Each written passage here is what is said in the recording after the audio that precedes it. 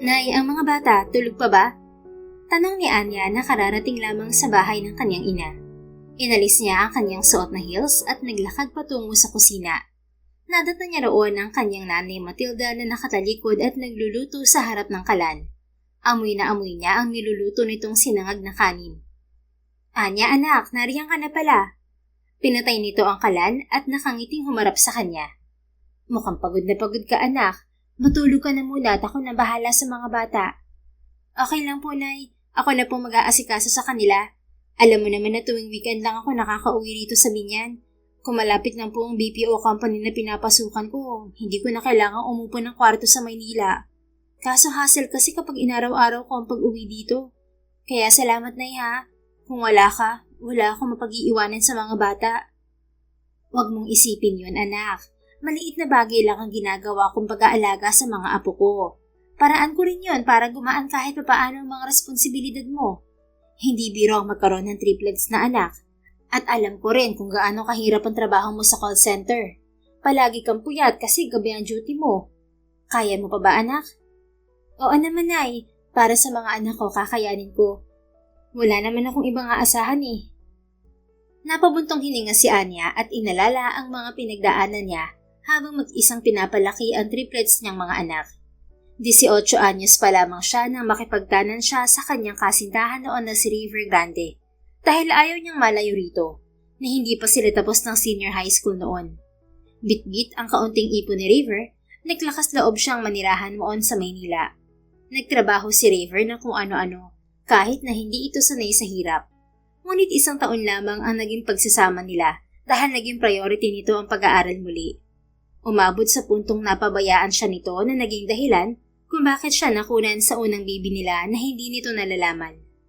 Hanggang sa nabuntis ulit siya kaya nilayasan na niya ang lalaki. Ngunit hindi niya yun sinabi kay River dahil ayaw niyang lalo pang masaktan at umasa sa wala. Pupuntahan ko lang po ang mga bata, Nay. Wika niya sa ina matapos ang kanyang pagbabalik tanaw. O siya, sige anak, gising naman na sila kahit wala silang pasok sa eskwelahan. Excited kasi sila kasi alam nilang uuwi ka ngayon. Sige po, Nay. Kaagad siyang nagtungo sa kwarto ng triplets. Pagbukas pa lang niya ng pinto, kaagad na siyang ginulat ng pinakapilyo niyang anak na si Russell. Bulaga! Si Mami nagulat! Paggugulat nito, natawang-tawa. Napahawak sa dibdib si Anya sa gulat habang walang tigil sa pagdawa ang pilyo niyang anak. Imbes na mainis, tumawa rin siya dahil kaagad niyang napansin na pare-parehong nakatali pataas ang buhok ng tatlo. 7 taon na mga ito. Si Riley ay nakasalampak sa sahig at may iginuguhit sa bond paper gamit ang kayola nito. Natigil ito sa ginagawa nang makita siya at kaagad siyang sinugod ng yakap sa bewang. Si Rowan naman ay nakangiti lang sa kanya habang nakaupo sa kama at hindi gumagalaw. Sa ngiti pa lang nito na tila alanganin, alam na niyang may mali. Mami, si Rowan po umihi sa kama. Ang baho-baho. Ang sakit po sa ilong. Pagsusumbong ng pilyong si Russell. Kaagad na mula ang mukha ni Rowan at maya-maya umiyak ng malakas. O anak, huwag ka nang umiyak. Ayos lang. Masuyong sambit ni Anya kay Rowan at kaagad itong nilapitan upang buhatin. Naamoy niya ang mapanghin itong ihing ngunit na natili pa rin ang malaking ngiti niya. Don't cry na ha? Okay lang yan baby. Hindi galit si Mommy. Paglalambing niya rito habang pinupunasan ang mga luha nito sa pisngi. Si Russell po kasi tinatawanan ako eh. Akala mo hindi siya umiihi sa higaan.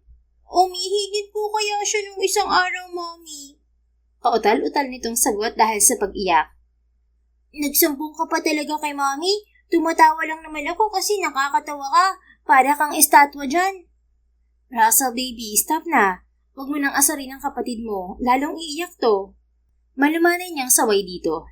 Napasimangot ito at umupo na lang sa tabi. Sorry po, Mommy.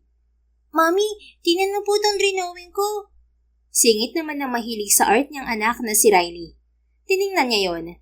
Nakaramdam siya ng kirot sa kanyang dibdib nang makitang nakaguhit doon ang 3 maliliit na stickman.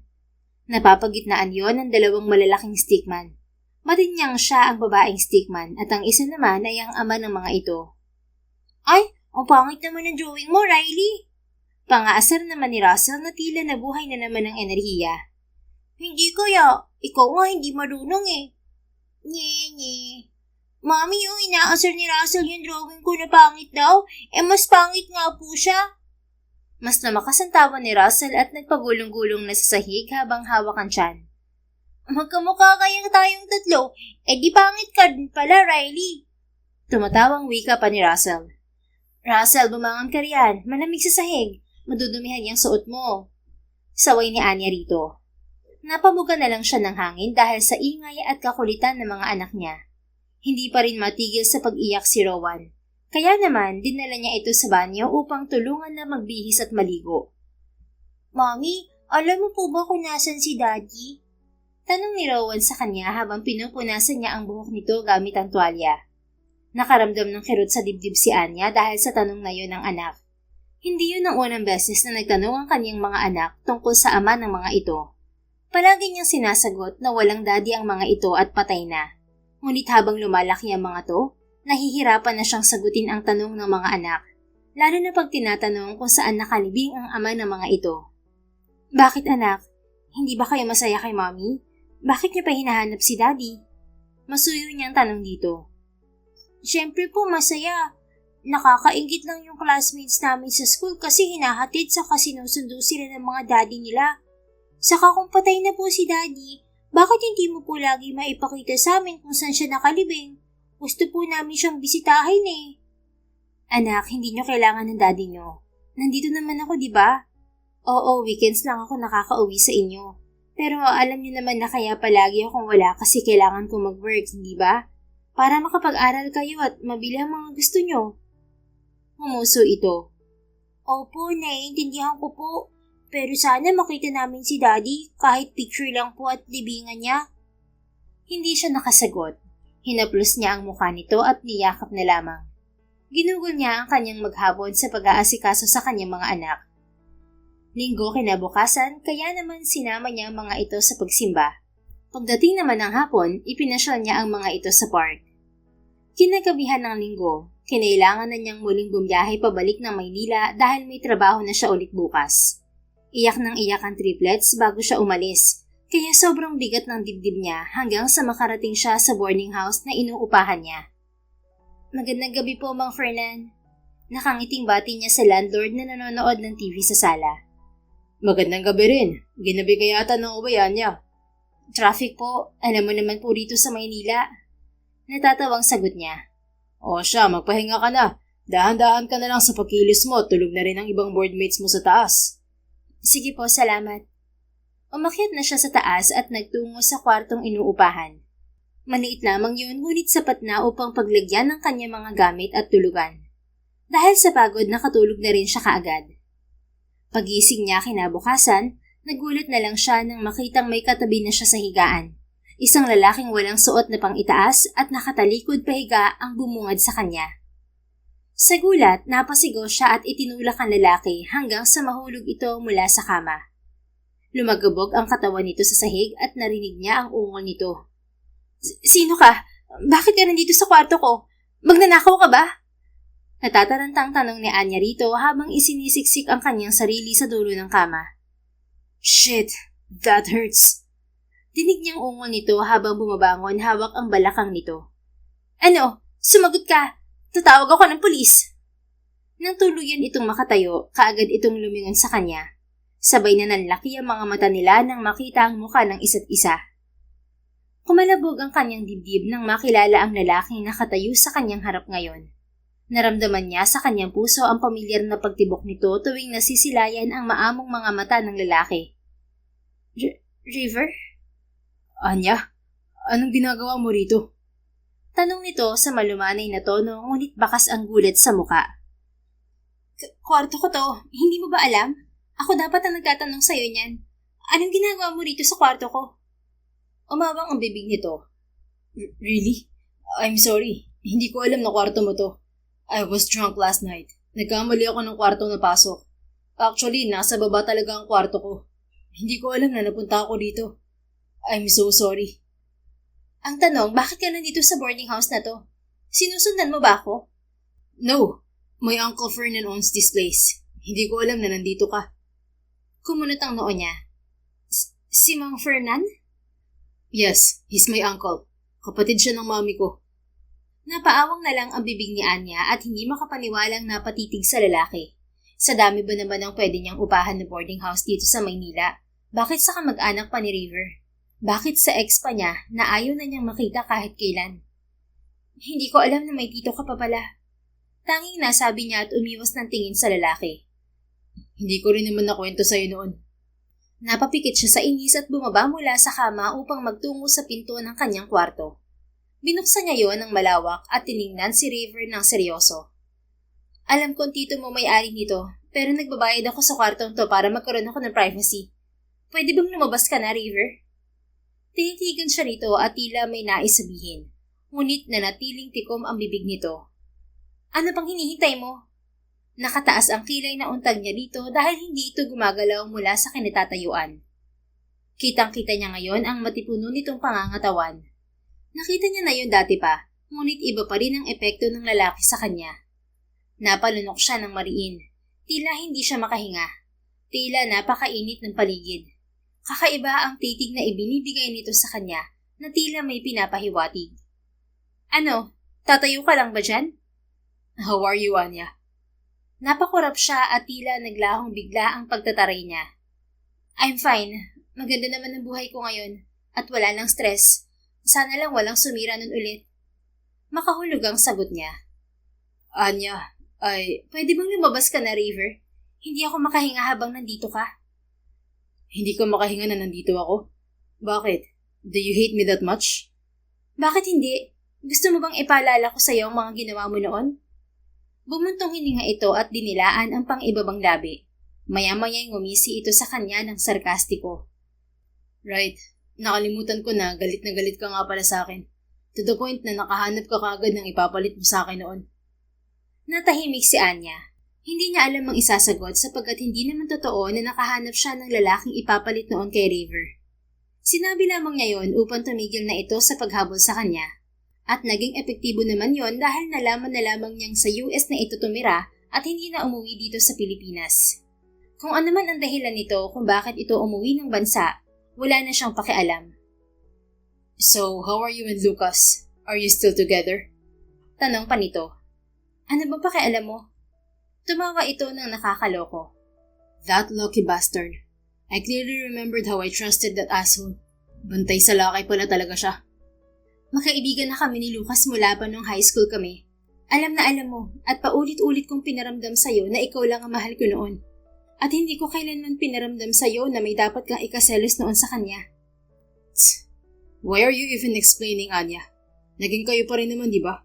Pakiramdam ko tuloy na baliwala lahat ng assurance mo sa akin noon na kaibigan mo lang siya.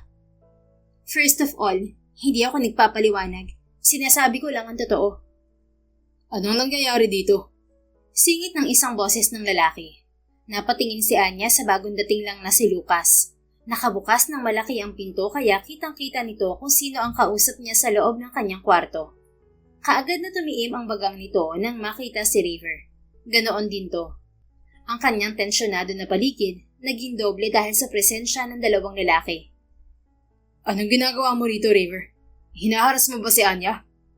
Seryosong tanong ni Lucas na tila naghahamon. Ikaw, anong ginagawa mo rito, Lucas? Mga babae lang ang pwede dito sa taas, ah. Kilala ako ni Mang Fernan. Ikaw, sino nagsabi sa'yo na pwede ka rito? Isang ismid lamang ang isinugot ni River at muling tiningnan si Anya. I have no time for this shit, Anya. Just tell your boyfriend the reason why I'm here. Aalis na sana ito ngunit humarang si Lucas sa daraanan nito. Kinakausap pa kita, River. Huwag kang bastos. Get the hell out of my way, Lucas. Wala akong dapat na ipaliwanag sa'yo. Huwag mo masyadong ipahalata na insecure ka sa akin. Hindi ako insecure sa'yo, gago. Umismid si River. Talaga? Hindi halata. Just try harder not to show it next time. Hindi sabi ako insecure sa'yo. At kung ano man ang balak mo kay Anya, binabalaan na kita. Ngunit isang nakakalokong ngisi lamang ang isinagot ni River kay Lucas bago ito naglakad paalis. Dinunggo pa nito ang balikat ng kanyang kaibigan bago tuluyang umalis. Anya de la Cruz, ano yun? Kastigo kaagad ni Lucas sa kanya nang makaalis si River. Kumunot ang noo niya rito. Anong ano yun? Nabigla rin ako sa nangyari. Nagising na lang ako, nakatabi ko na siya. Magkatabi kayong dalawa na natulog? Lasing daw siya kagabi kaya nagkamali siya ng kwartong napasok. Nakalimutan ko rin yata na ilak yung pinto ng kwarto ko dahil sa pagod sa biyahe. Tulog na siguro ako nang pumasok siya. At naniwala ka naman na nagkamali siya ng kwartong napasok? Tito niyang may-ari ng boarding house na to. Kaya hayaan mo na. Mukha namang nagsasabi siya ng totoo. Amoy alak nga siya eh. Hindi ito sumagot at nanatiling nakatitig sa kanya. Kumunot ang noo niya at pinitik ang noo nito. Bakit ka ba ganyan makatingin, Lucas? Natatakot lang ako para sa'yo, Anya. Bakit? Anong bakit? Nagkita kayo ulit ng ex mo, ng tatay ng mga anak mo. Hindi ka ba natatakot na baka malaman niya na may anak kayo? Hindi ko hahayaan yun. Wala siyang karapatan na makilala ang mga anak ko. Paano mo siya maiiwasan? Ang sabi mo nga, kamag-anak niya ang landlord ng boarding house na to. Gusto mo bang lumipat? Tutulungan kitang makahanap ng bagong boarding house. Wag na. Matagal na ako nangungupahan dito. Hassle lang yun at saka nasa Laguna naman ang mga anak ko. Hindi niya makikita ang triplets. Huwag ka na mag-alala. Lumalaki na rin ang mga anak mo, Anya. Magtatanong sila kung sino ang ama nila. Bakit hindi mo na lang sabihin na ako ang ama nila? Natawa siya. Ano ka ba? Bakit ko gagawin yun? Oo, ayaw kong makilala nila ang tunay nilang ama. Pero ayaw ko naman magsinungaling sa mga anak ko. At kapag ginawa ko yun, parang magiging awkward na para sa ating dalawa. Makiibigan na tayo since high school. At ayaw ko mabahiran ng kahit na anong relasyon nating dalawa. Saka, ano na lang ang sasabihin ng magiging girlfriend mo kung tatayo kang ama ng triplets? Hayaan mo na lang ako, Lucas. Dumaan ang kalungkutan sa mga mata nito, ngunit ngumiti na lang ito ng pilit. Okay, sige. Nagbabaka sakali lang naman ako. Alam mo naman na... Tumikhim si Anya upang maalis ang tensyon sa pagitan nilang dalawa. Matagal na niyang alam na may pagtingin si Lucas sa kanya. Umamin ito matapos ng breakup nila ni River noon. Guwapo at matangkad ang kaibigan niya at matalino rin, ngunit nakuha na noon ni River ang puso niya. May kaya sa buhay si River, pero inihinto ng ama nito ang allowance nito matapos nilang magtanan noong high school sila. Nahirapan sa buhay nila noon si River, kaya nagbalik loob ito sa ama at muling nag-aral habang nagtatrabaho sa kumpanya ng mga ito. She felt neglected noon dahil halos wala na itong panahon sa kanya dahil kailangan itong bumawi sa mga magulang. Napilitan siyang magtrabaho noon hanggang sa nakunan siya sa una nilang baby. Nabuntis ulit siya, kaya naman lumayo na siya sa lalaki at nilunok niya ang pride para makabalik sa kanyang ina na tinanggap agad siya na walang panunumbat. Pareho lang naman silang taga-Laguna ni River. Pero noong nilayasan niya ito, ni hindi man lamang siya nito pinuntahan sa kanilang bahay. Lucas, ilang beses ko nang nilinaw sa'yo na kaibigan lang ang turing ko sa'yo. Malumanay na paglilinaw niya sa kaibigan. Alam ko naman yun. Nanghihinayang lang ako, Anya. Kung ako sanang pinili mo noon, hindi mo sana kailangang tumigil sa pag-aaral. Graduating na tayo noon sa high school pero mas pinili mo na makipagtanan kay River at sumama sa kanya sa Maynila na wala man lang plano kung saan kanya patitirahin. Mabuti nga't nang maghiwalay kayo natanggap ka sa call center kahit di ka nakatapos ng high school dahil mahusay ka mag-English. Oo na, pero mahal ko kasi siya noon at mapuso kami pareho. Binawala na kami ng daddy niya noon na magkita kasi nga gusto niyang mag-focus si River sa pag-aaral. Siya kasi ang nag-iisang tagapagmana ng kumpanya ng mga to. At syempre, dahil baliw ako noon sa grande na yon, sumama ako sa kanya para makipagtanan. Pero ano nangyari sa inyo matapos ng isang taon? Naghirap kayo, di ba? Kasi wala kayong mahanap na matinong trabaho. Kasi nga hindi kayo mga tapos ng high school. At nang hindi na kaya ng ex mo, nagbalik siya sa daddy niya at nag-aral siya ulit. Tapos ikaw ano? Pinabayaan ka niya na mamasukan bilang tindera sa palengke. Desisyon ko yon, Lucas. Dahil ayoko nang bumalik noon sa nanay ko kasi alam ko galit siya sa paglalayas ko. Wala na rin akong tatay dahil namatay siya sa aksidente sa motor. At isa pa, nangako kasi si River noon na pagkatapos niya mag-aral, ako naman ang pag-aaralin niya. Pero hindi naman nangyari, di ba? Kasi nga nagsarili na siya. Dahil sunod-sunuran siya sa daddy niya. Ni hindi nga niya alam na buntis ka na noon sa unang baby niyo eh. Hindi mo rin alam na buntis ka. At nalaman mo na lang nang dinugo ka na. Ilang araw at ilang gabi ka ba niyang hindi inuwian noon, Anya? Palagi siyang wala tuwing kailangan mo siya. Naging bisita na nga lang siya ng sarili niyong apartment eh. Kaya nga nagawa kang pasukin ng hayop na rapist na yun noon, di ba? Kung hindi ako dumating nung tinawagan mo ko na may nakapasok sa apartment niyo, baka tuluyan ka na nagkahasa ng hayop na yun. Mabuti na lang at nasa Manila rin ako noon. At dahil sa nangyari na yun, nalaglag ang baby mo. Tapos ano, hindi ka pa rin umalis, di ba? Hindi mo pa rin siya iniwan kasi umaasa ka pa rin na ikaw naman ang uunahin niya. Sinubukan mo pa rin siyang intindihin. Martir ka kasi. Nanikip ang dibdib ni Anya habang inaalala ang gabing yon na muntik na siyang mapagsamantalahan ng isang lalaki na pumasok sa apartment nila doon ni River. Hindi niya mabilang kung ilang beses niyang tinawagan noon ang dating kasintahan, ngunit busy ito at nasa Laguna. Sobrang traumatic para sa kanya ang nangyari. Kaya nakiusap na lamang siya kay Lucas na wag nang sabihin kay River ang nangyari dahil wala rin namang magbabago. Nakulong ang lalaking nagtangka sa kanya na walang kaalam-alam si River dahil palagi itong wala. Si Lucas ang naging sandigan niya noon. Alam ko namang martir ako noon. Kaya nga nang mabuntis ako ulit, nagising na ako. Nagdesisyon na akong iwan na siya. Ikaw pa nga ang dinahilan ko sa kanya, di ba? Natakot ako noon na makunan ulit sa stress sa kanya. Naisip ko na paano kung mangyari ulit yun at wala na naman siya sa tabi ko. Mas lalong lalaki ang sama ng loob ko sa kanya. Natakot ako na baka wala na ako matirang pagmamahal sa kanya at mapalitan niya lahat ng galit at sama ng loob. Hindi niya namalaya na tumutulo na pala ang mga luha niya. Kaya naman, kaagad niyang pinunasan yon gamit ang palad niya. Tama na to, Anya. Tanggap ko na naman na kaibigan mo lang ako. Let's go. Kakain tayo sa labas. Mamayang gabi pa naman ang duty mo, di ba? Nakangiti ng yaya ni Lucas sa kanya. Wala ka bang pasok ngayon? Tanong niya dito. Isang professor kasi si Lucas sa isang private university. I took a day off. It's my birthday, remember? Kaya nga ako nandito ngayon para yayain kang kumain sa labas. Simple celebration lang naman ang gusto ko basta ikaw ang kasama. Oo nga pala. Happy 26th birthday. Mabuti at pinayagan kang umakyat ni Mang Fernan dito. Binigyan ko siya ng mamahaling alak. As usual, nauto ko na naman siya para payagan ako umakyat dito. Loko-loko ka talaga. 26 ka na pero para ka pa ring bata sa ginagawa mo. Hoy, huwag ka magmalinis. 26 ka na din. Magkasing edad lang tayo, no? Natatawa nitong balik sa kanya. O siya, nagbibihis lang ako. Libre mo lahat ha? Oo naman. Hihintayin na lang kita sa baba. Umalis na ito at bumaba na. Naligo muna siya at nagbihis. Pagbaba niya sa sala, nakita niya si Lucas na nakaupo sa sofa habang kausap si Mang Fernan. Alak ang pinag-uusapan ng dalawa at mukhang nauuto nga ng kaibigan niya ang landlord. Nang mapatingin siya sa gilid, naroon din pala si River na nakaupo sa single-seater na sofa.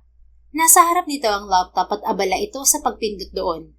Ang isang kamay naman nito ay may hawak na cellphone at may kausap sa tawag. Yes, Michelle. Just give me an update. Tell Mr. Romero that I'll think about his offer once I come back. Okay, thank you. Dinig niyang anito sa kausap sa phone. Napatingin sa direksyon niya si River, kaya agad siyang umiwas ng tingin at tinawag na si Lucas. Lucas, tara na. Baka maubusan ako ng samgipsal. Natatawang sabi niya sa kaibigan. Umira na naman yung katakawan mo, Anya. Bumaling ito sa matanda. Mang Fernan, una na po kami. Salamat po sa pagpayag na umakit ako dito sa taas, ha. Ang lakas ko talaga sa'yo. Biro ni Lucas sa matanda bago tumayo sa upuan. Sige. Salamat din sa mamahaling alak, Lucas. May supply na naman ako para mamaya. Tumatawang pahabol na sagot ni Mang Fernan. Mang Fernan, huwag ka nga masyadong magpakasobra sa alak. Baka mamaya maaga kang kunin ni Lord. Biro naman ni Anya. Sasagot sana si Mang Fernan, ngunit biglang sumabad si River. Tito Fernan, hindi ba dapat may curfew ang mga boarders mo rito? Para naman hindi abusuhin ng iba yung oras ng pag-uwi nila. Kasi minsan nakakaabala yun sa iba kapag ginagabi sila ng uwi. Kung akong tatanungin mo, dapat 8:00 pa lang ng gabi, nakasarado na ang gate. Hayaan mo na yung mga lakwatserong boarders mo na hindi alam rumespeto sa curfew, Tito. Umusok ang ilong ni Anya nang marinig ang pinagsasabi ni River. Tila kasi pinapatamaan siya ng magaling na lalaki. Excuse me lang ha, wala kang karapatan na pangunahan si Mang Fernan sa desisyon niya. Wala namang problema sa kanya kung anong oras akong umuwi. Alam mo kung bakit? Nagtatrabaho ako sa gabi bilang call center agent kaya madaling araw na ako madalas nakakauwi. Paiba-iba rin ang shift ko, kaya pwede bang huwag kang makialam? Hindi lang naman ako ang may ganong schedule sa trabaho dito. Anong gusto mong gawin sa amin? Matulog sa labas ng gate? Umangat ang sulok ng labi nito nang makita ang reaksyon niya. Sumandal ito sa sofa at pinaningkitan siya ng mga mata. Wait. Sinabi ko bang ikaw ang tinutukoy ko? I didn't even mention your name, Anya. Ako lang naman ang border na nakakarinig ng mga pinagsasabi mo. So, sinong matatamaan? Malamang ako, hindi ba? This is nonsense. Mabuti pa umalis na kayo ni Lucas. Baka masira niyo pa ang araw ko. Nonsense? Mas nonsense kaya yung mga pinagsasabi mo. At FYI, kanina mo pa sinira ang araw ko. Pagsabihan mo sarili mo dahil ikaw ang madaling araw na pumasok sa paupahang to. At basta na lang pumasok sa silid ng may silid. Inirapan niya ito at tinalikuran bago hinatak ang braso ni Lucas upang makalabas na sila. Nang makasakay siya sa loob ng kotse ni Lucas, saka siya napatili sa sobrang inis. Tahimik naman si Lucas na nagmaneho paalis. Tila may iniisip ito na malalim. Anya, Oh, iritable niyang tugon. do you still love him? Kunot noon niya itong tiningnan. Anong klaseng tanong yan, Lucas? Kanina ko pa gustong itanong to sa'yo, pero natatakot ako sa magiging sagot mo. So please answer my question with honesty. Do you still love him, Anya? Umiwas ka agad siya ng tingin dito. 7 taon na ang lumipas, ngunit bakit pakiramdam niya, hirap na hirap pa rin siyang sagutin ng tanong na yon.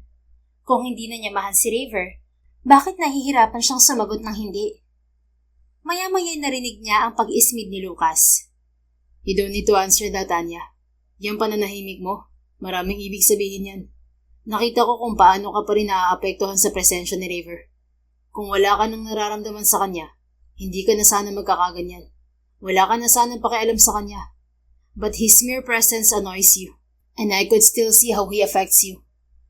Lucas, matagal na kaming tapos, at hindi ko na kayang balikan ng isang lalaking pinabayaan ako noon at pinagpalit sa yaman. Maiintindihan ko naman sana pero nadamay na ang anak ko, at hindi ako papayag na pati ang triplets kong anak makaranas ng sakit na pinagdaanan ko sa kanya. I just hope na mapanindigan mo yan. Tanging nasabi nito. Napabuntong hininga na lamang si Anya at hindi na umimik pa, hanggang sa makarating sila sa kanilang kakainan. Hindi na ito masyadong umimik. Bagot na bagot siya, ngunit hindi lamang niya pinahalata. Tanghali na siyang nakabalik ng boarding house at naabutan niya sa sala si Raver. Mukhang bagong ligo ito dahil basa ang buhok ng lalaki. Nakasuot lamang ito ng puting sando at itim na shorts, habang kaharap nitong muli ang laptop. Hawak nito sa isang kamay ang tinidor na may nakatusok na chicken nuggets. Ang bilis naman ng date nyo. Nakauwi ka kagad. Sambit nito habang ang mga mata ay nakatutok sa kaharap na laptop. Ano ba pakialam mo? Tatay ba kita? Pabalang niyang sagot. Bumangon na naman ang inis niya rito. Lumipat ang tingin nito sa kanya at ngumisi. Tatay talaga? Hindi naman ako mukhang tatay ah. Magkasing edad lang tayo, Anya. We're both 26. And may I know why you're being grumpy? Bakit ka ba nakikialam? Hindi ko rin maintindihan kung bakit ka nandito. Bakit hindi ka nalang bumalik sa US para hindi mo na nasisira ang araw ko? My mom died 2 weeks ago, kaya ako umuwi dito sa Pilipinas. I can't stay at my mom's house dahil malulungkot lang ako. Kaya nandito ako kay Tito Fernan. Aalis din ako dito after a month, kung yan ang gusto mong marinig. 1 month lang ang binigay sa akin ni Dad para magluksa. Natahimik si Anya. Kaya pala ito umuwi na Pilipinas dahil namatay ang ina nito. Hindi niya masyadong nakausap noon ang ina ni Raver dahil maging ito'y sunod-sunuran din sa asawa.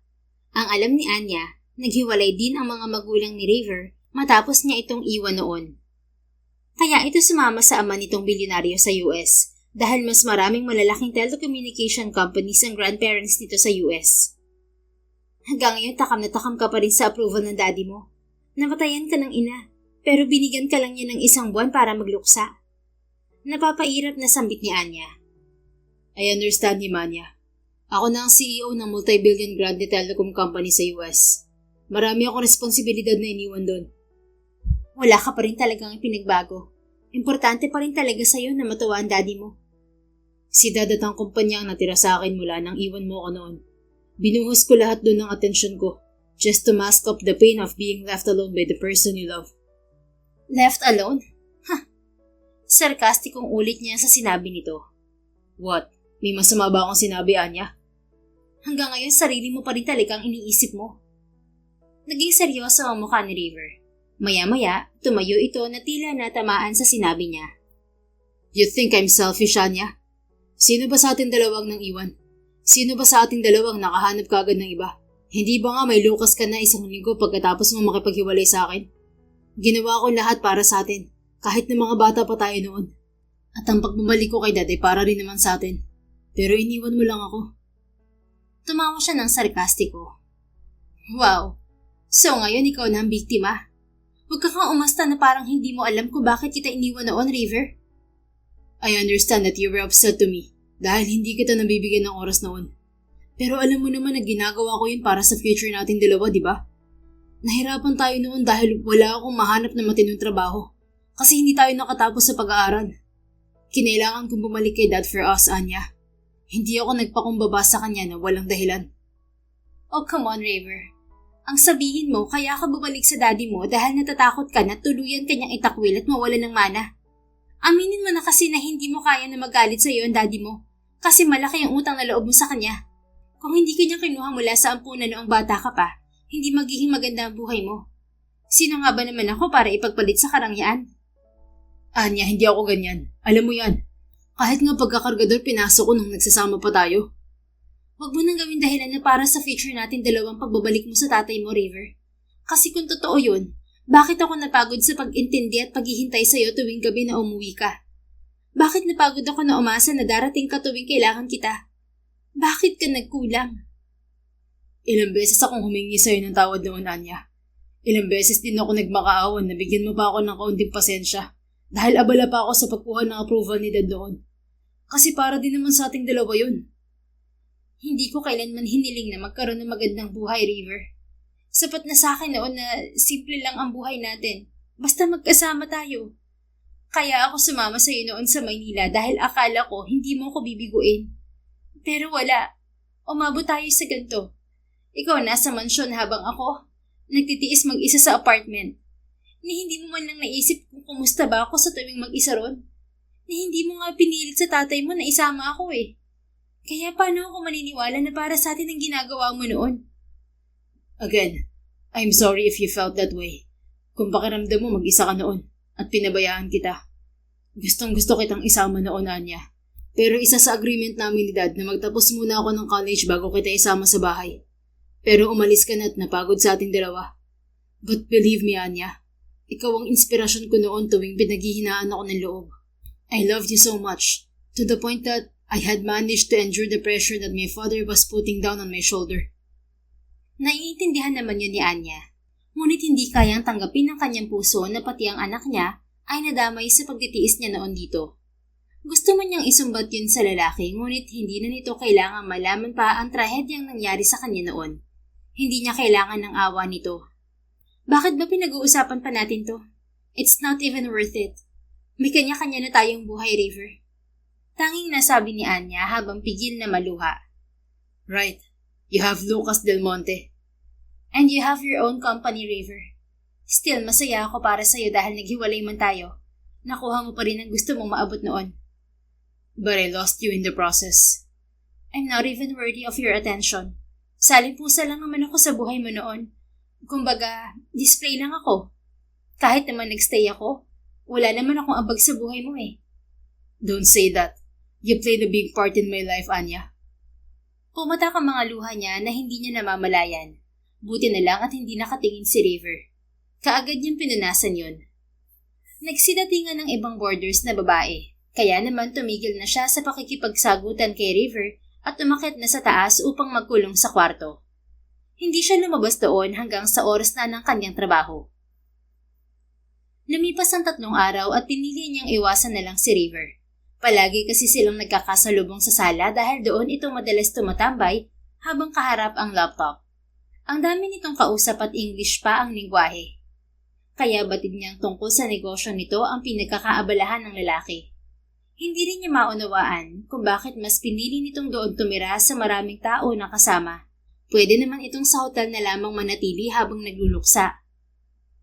Isang araw, 5:00 na ng madaling araw na nakauwi si Anya dahil night shift pa rin siya. Naabutan niya sa sala ng boarding house si River na tawa ng tawa habang kainuman nito si Mang Fermin na tila may tama na. Natigil lang ang dalawa nang makita siyang nasa bukana ng pintuan. O Anya, ganitong oras pa lang uwi mo ngayon? Ani Mang Fernan. Pasensya ka na kung naabutan mo kami nagiinuman dito sa sala. Ito kasi pamangkin kong mayaman, binigyan ako ng maraming alak na mamahalin. Natutuwa nga ako kasi imported daw ang mga yun. Sa sobrang tuwa ko, inabot na kami ng madaling araw mag-inuman. Mukha nga may tama na ako eh. Pero itong si River mukhang matino pa rin. Nako, huwag kang pakasobra sa alak ng Fernan. Hindi ka na dapat umiinom. Matanda ka na at baka makasama yan sa kalusugan mo. Sermon niya rito bago isinara ang pinto. Let him enjoy his life, Anya. Masarap magkaroon ng kalayaan na gawin ang gusto natin. Ipagkakait mo pa ba yun sa tito ko? Singit ni River. Nakadikwatro pa ito habang ang mga braso'y nakapatong sa sandigan ng sofa. Kaagad nag-init ang pakiramdam niya nang mapansing titig na titig ito sa kanya. Inirapan niya ang lalaki at hindi na pinansin. Sa gilid ng mata niya ay nakita niya kung paano siya nito sinundan ng tingin nang magtungo na siya sa hagdan. Ngunit napatigil siya nang makita ang isang papel na nakapaskil sa may hagdan. Nakasulat doon na bawat lumakyat ang mga lalaki sa itaas. Nakasulat pa sa ibaba na si River lang ang pwedeng umakyat doon at wala ng iba. Napasinghan si Anya sa nabasa at nilingon si River na hanggang ngayon ay nakatingin pa rin sa kanya. Umangat ang sulok ng labi nito nang makita ang reaksyon niya. Tinaasan niya ito ng kilay. Ano to, River? Bakit meron ito? Bawal lumakit ng mga lalaki sa taas tapos ikaw pwede? Bakit? Dahil ba pamangkin ka ng may-ari? Umayos ito ng pagkakaupo at pinagsalikop ang mga daliri sa kamay. It's not even my decision, Anya. Bakit ka sa akin nagagalit? Wala naman akong ibang ginawa ha. Binigyan ko lang si Tito Fernan ng mga imported na alak. Tinapunan niya ng tingin si Mang Fernan. Nakahiga na ito sa mahabang sofa at humihilik na. Mukhang lasing na. Nangiinis ka ba? Inis niyang baling kay River. Me? Of course not. Bakit? Ang boyfriend mo lang ba may karapatan na magbigay ng suhol kay Tito Fernan? Tingin mo yata hindi ko alam na binibigyan niya ng alak si Tito para payagan siya umakyat sa taas. Napaawang ang kanyang bibig. Hindi siya makapaniwala na napansin pa yun ng lalaki at gagamitin yun laban kay Lucas. Bakit ka ganyan makatingin? Nagagalit ka ba dahil hindi na makakakit sa taas ang boyfriend mo? Pangasam nito. Hindi. Nagagalit ako kasi pakialamero ka. Para kang bata sa ginagawa mo. Hindi ka na nahiya sa mga borders dito kay bago-bago mo lang dito. I don't care, Anya. You can call me anything you want, pero hindi ako papayag na makita kayong magkasama ni Lucas na yun. Ano ba kasing trip mo? Pwede bang wag mo nang pag-initan si Lucas? Wala siyang ginagawang masama sa'yo. Anya, hindi ko pwedeng hayaan na labas-masok siya sa kwarto mo sa taas. Unang-una, magiging unfair yun para sa ibang boarders. Kasi hindi sila pwedeng magpapasok ng lalaki sa taas. Tapos ikaw pwede. At pangalawa, naiirita akong makita si Lucas. Kung gusto niyang dumalaw sa'yo, hanggang dito lang siya sa sala. Hindi siya pwede sa taas. Baka mamaya kung anong pinagagawa niya ron. Ano ngayon sa'yo kung may ginagawa kami ni Lucas? Pangiinis niya rito. Kaya nga ako nakikialam eh. Para wala siyang gawin sa'yo. I can't stand watching you two together. Nakakairita. I'm jealous, Anya. Ano? Tila may bumara sa lalamunan niya at paulit-ulit siyang napalunok. Bumuntong hininga ito at tumayo bago dahan-dahang naglakad palapit sa kanya. Wala sa sariling napaatras ang mga paa niya hanggang sa naramdaman niya ang malamig na pader na dumikit sa kanyang likod. Na-corner na siya ng lalaki at tila hindi siya makahinga ng maayos ngayong sobrang lapit na nito sa kanya. Hindi mo ba ako narinig, Anya? Ang sabi ko, nagsiselos ako sa inyong dalawa ni Lucas. Kaya mula ngayon, hindi na siya pwedeng pumunta sa kwarto mo sa taas. Okay? Paulit-ulit siyang napalunok habang nakikipagtagisan sa mga titig ni River na tila inaarok ang kasulok-sulukan ng kanyang isip. Naaalala mo pa ba kung gaano ako magselos noon, Anya? I always give you a kiss as punishment. An intense kiss. And a heartbreaking one. Hindi pa rin ako nagbabago. Ganun pa rin ako magselos. At ganun pa rin ako magparusa. Hindi nakasagot si Anya. Imbes kasi na matakot siya sa pagbabanta nito, ay naramdaman niya na tila gusto niyang halikan talaga siya nito. Maya-maya bumaba ang mga mata nito sa labi niya at unti-unting yumuko. Tila nawala siya sa kanyang sarili at walang kabalak-balak na pigilan ang lalaki sa gagawin nito. Mabuti na lamang at biglang tumunog ang kanyang cellphone at buwalik siya sa katinuan. Tinulak niya si River at nanginginig ang mga kamay na hinanap ang kanyang cellphone sa loob ng kanyang bag. Tumatawag ang kanyang ina kaya sinagot niya yun kaagad. Hello? Bungad niya sa tawag. Malakas pa rin ang kabog ng kanyang dibdib dahil batid niyang nakatitig pa rin sa kanya si Raver. Anak, nakauwi ka na ba galing sa trabaho mo? Bungad ng kanyang ina mula sa kabilang linya. Pasensya na kung tumawag ako ha. Si Rowan kasi kanina pa iyak ng iyak. Napanaginipan ka raw niya kaya pinipilit niya ako na tawagan ka. Ibibigay ko sa kanya cellphone, kausapin mo. Mommy? Malakas na iyak ni Rowan ang narinig niya. O bakit ka umiiyak baby? Anong nangyari? Masuyo niyang tanong. Narinig niya ang pag-isbig ni Raver sa gilid niya, ngunit hindi niya na ito pinansin. Mommy, napanaginipan po kasi kita eh. Bakit? Ano napanaginipan mo? Saka bakit ka umiiyak? Kasi po nanaginip ako na hindi ka na uuwi. Pinagpalit mo daw kami sa work. Mas mahal mo raw po ang work mo kaysa sa amin ni Russell at Riley. Mommy, hindi mo naman gagawin sa amin yun kahit pasaway si Russell, di ba po? Uwi ka na please. Miss na po kita. Tila nilamukos ang kanyang puso habang naririnig ang pag-iyak ng kanyang anak. Kaagad nangilid ang kanyang mga luha. Siyempre hindi ko gagawin yun. Panaginip lang yun. Huwag ka na mag-overthink, okay? Uuwi din ako sa weekend. Kakain tayo sa labas tapos mamamasyal tayo. Stop crying na ha? Talaga po, Mommy? Gusto ko po ng chicken nuggets. Okay, bibili tayo. Matulog ka na ulit. Sinabi niya lahat ng pwede niya sabihin upang tumahan ng kanyang anak hanggang sa mapakalma niya ito. Nang sa wakas ay tumahan na ito, sa kanya pinatay ang tawag at tinignan si River. Kanina pa ito nakatitig sa kanya habang nakahalukibkip. Ang kuwingin ni Lucas, no? Ganitong oras tumatawag pa sa'yo para magpa-baby. Really, Anya? Panaginip lang itinawag pa niya sa'yo. Ano siya, bata? Nagpag-iyak pa. Grabe, ang OA naman. Puno ng pait na sambit ni River. Pinigilan ni Anya ang matawa. Gusto niyang sabihin na anak nila ang kausap niya, ngunit hindi pwede. Wala itong karapatan na malaman na may anak sila, kaya hahayaan na lamang niya ito na isiping si Lucas ang kausap niya. Mas gusto ko nga yung clingy. Kaysa naman napunta ako sa isang lalaking palaging wala sa tabi ko tuwing kailangan ko. Makahulog ang banat niya rito.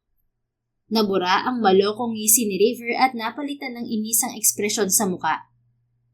Talaga ba, Anya? Dahil sa sinabi mong yan, bawal nang pumasok dito mismo sa loob ng boarding house si Lucas. Kapag tumapak siya rito, ibabalibag ko siya palabas. Napasinghap siya sa gulat. Ang immature mo naman. Bakit ba pinag-iinitan mo yung tao? Sino ka ba sa akala mo? Hindi ikaw ang landlord ng bahay na to. I don't give a damn. Basta ayokong makita ang lalaking yun dito.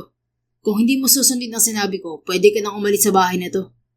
Talagang aalis ako dito kapag pinagpatuloy mo yung ginagawa mo. Then go and leave me again. Diyan ka naman magaling, di ba? Ang iwan ako. How dare you para isumbat sa akin yan? Sino ba sa atin ang nagkulang? Napatiimbagang ito at paulit-ulit na bumuntong hininga upang pakalmahin ang sarili. Hindi na niya hinintay na magsalita ang lalaki at tinalikuran na ito upang umakyat na sa hagdan. Puisit, anong karapatan niyang isumbat sa akin na iniwan ko siya? Lumuluhang bulong niya habang umaakyat na sa hagdan.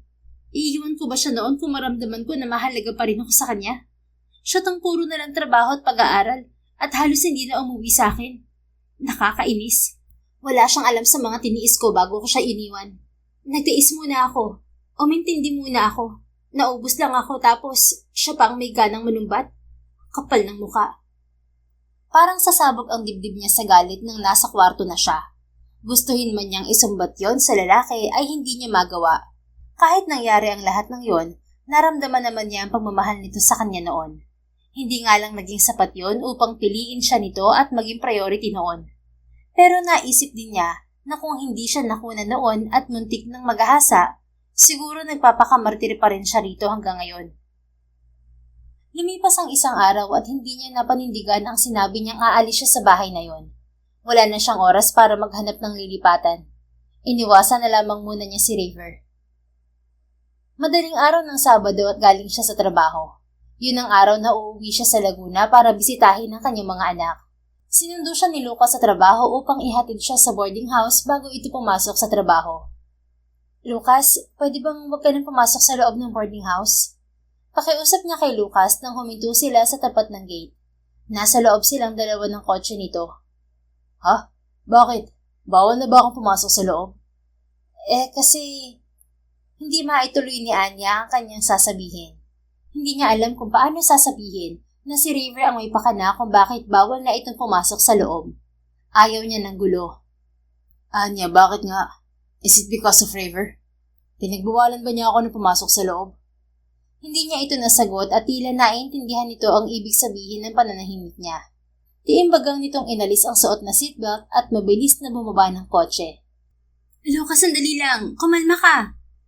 Kaagad din siyang bumaba ng kotse at sinundan si Lucas na dire-diretso pumasok sa loob ng boarding house. Naabutan nila si River na nakaupo sa sofa at nakaharap sa laptop habang may hawak na isang tasa ng kape. Napatingin ito sa kanilang dalawa ni Lucas at kumunot ang noo nito nang makita ang huli. Maingat nitong inilapag ang laptop at kape sa center table at tumayo. What are you doing here, Lucas Del Monte? Anya, hindi ba sabi ko hindi na siya pwede rito? Hindi pa man siya nakakasagot, ngunit sumabad na si Lucas. Ang kapal din ng mukha mong bawalan ako na pumunta rito, River. Bakit? Tingin mo ba hahayaan ko masunod ang gusto mo? Hahayaan ko na magkaroon ka ng pagkakataon na masolo si Anya? Kaagad na pumagit na si Anya sa dalawa sa takot na magkagulo at mag-iskandalo ang mga to. Nang tingnan niya si River, kalmado lamang itong nakahalukip-kip habang pinapanood si Lucas na nagigil dito. Lucas, tama na. Umalis ka na lang. Sige na. Huwag na kayo mag-away dito. Pakiusap niya rito. Hindi, Anya. Hindi rin kita maintindihan kung bakit hinahayaan mo yung ex mo na bawalan ako dito. Bakit? May ginagawa ba kayong milagro dito kaya ayaw nyo nandito ako? Tumalim ang tingin niya sa kaibigan. Hindi totoo yan. Tumigil ka na, sabi, Lucas. Let him be, Anya. Hayaan mo siyang magwala. Hindi ako natatakot. Huwag mo siyang pigilan. Seryosong utos ni River. Hayop ka talaga, River. Kahit noon pa man, salot ka na sa buhay ko. Hanggang ngayon ba naman ni-epal ka pa sa amin ni Anya? Matagal ko nang alam na hindi mo ako gusto kahit nung kami pa ni Anya. Though I understand why you're acting like this. Kahit sinong lalaki, mapapraning kapag kasama ng girlfriend niya ang ex niya sa iisang bubong. Mas lalong umusok ang ilong ni Lucas. Kaagad siya nitong tinabig upang sigurin si River. Napalakas yun kaya nawalan siya ng balanse at bumagsak sa sahig. Aray ko! Ungol ni Anya habang dinadama ang pananakit ng balakang niya. Anya, I'm sorry. Wika ni Lucas nang makita ang nangyari sa kanya. Kaagad siya nitong tinulungan sa pagtayo. Ngunit nagulat siya nang bigla itong sinuntok ni River. Dahilan upang mabitiwan siya nito at mapahandusay muli siya sa sahig. Get your hands off her, you asshole! Asik ni River. River! Saway niya rito, ngunit nanatili ang matatalim nitong tingin kay Lucas. Kapag sinaktan mo ulit si Anya, hindi lang yan ang aabutin mo, Lucas. Hindi nakapagsalita si Lucas at napatingin na lamang sa kanya habang hawak ang dumudugong labi nito. Napuno ng pagsisisi ang mga mata nito at walang salita na tumayo at naglakad palabas ng pintuan. Damn that bastard! Inis na singhal ni River habang pilit pinapakalma ang sarili. Hindi mo dapat siya sinaktan, River. Hindi naman niya sinadya na maitulak ako. Angil niya rito.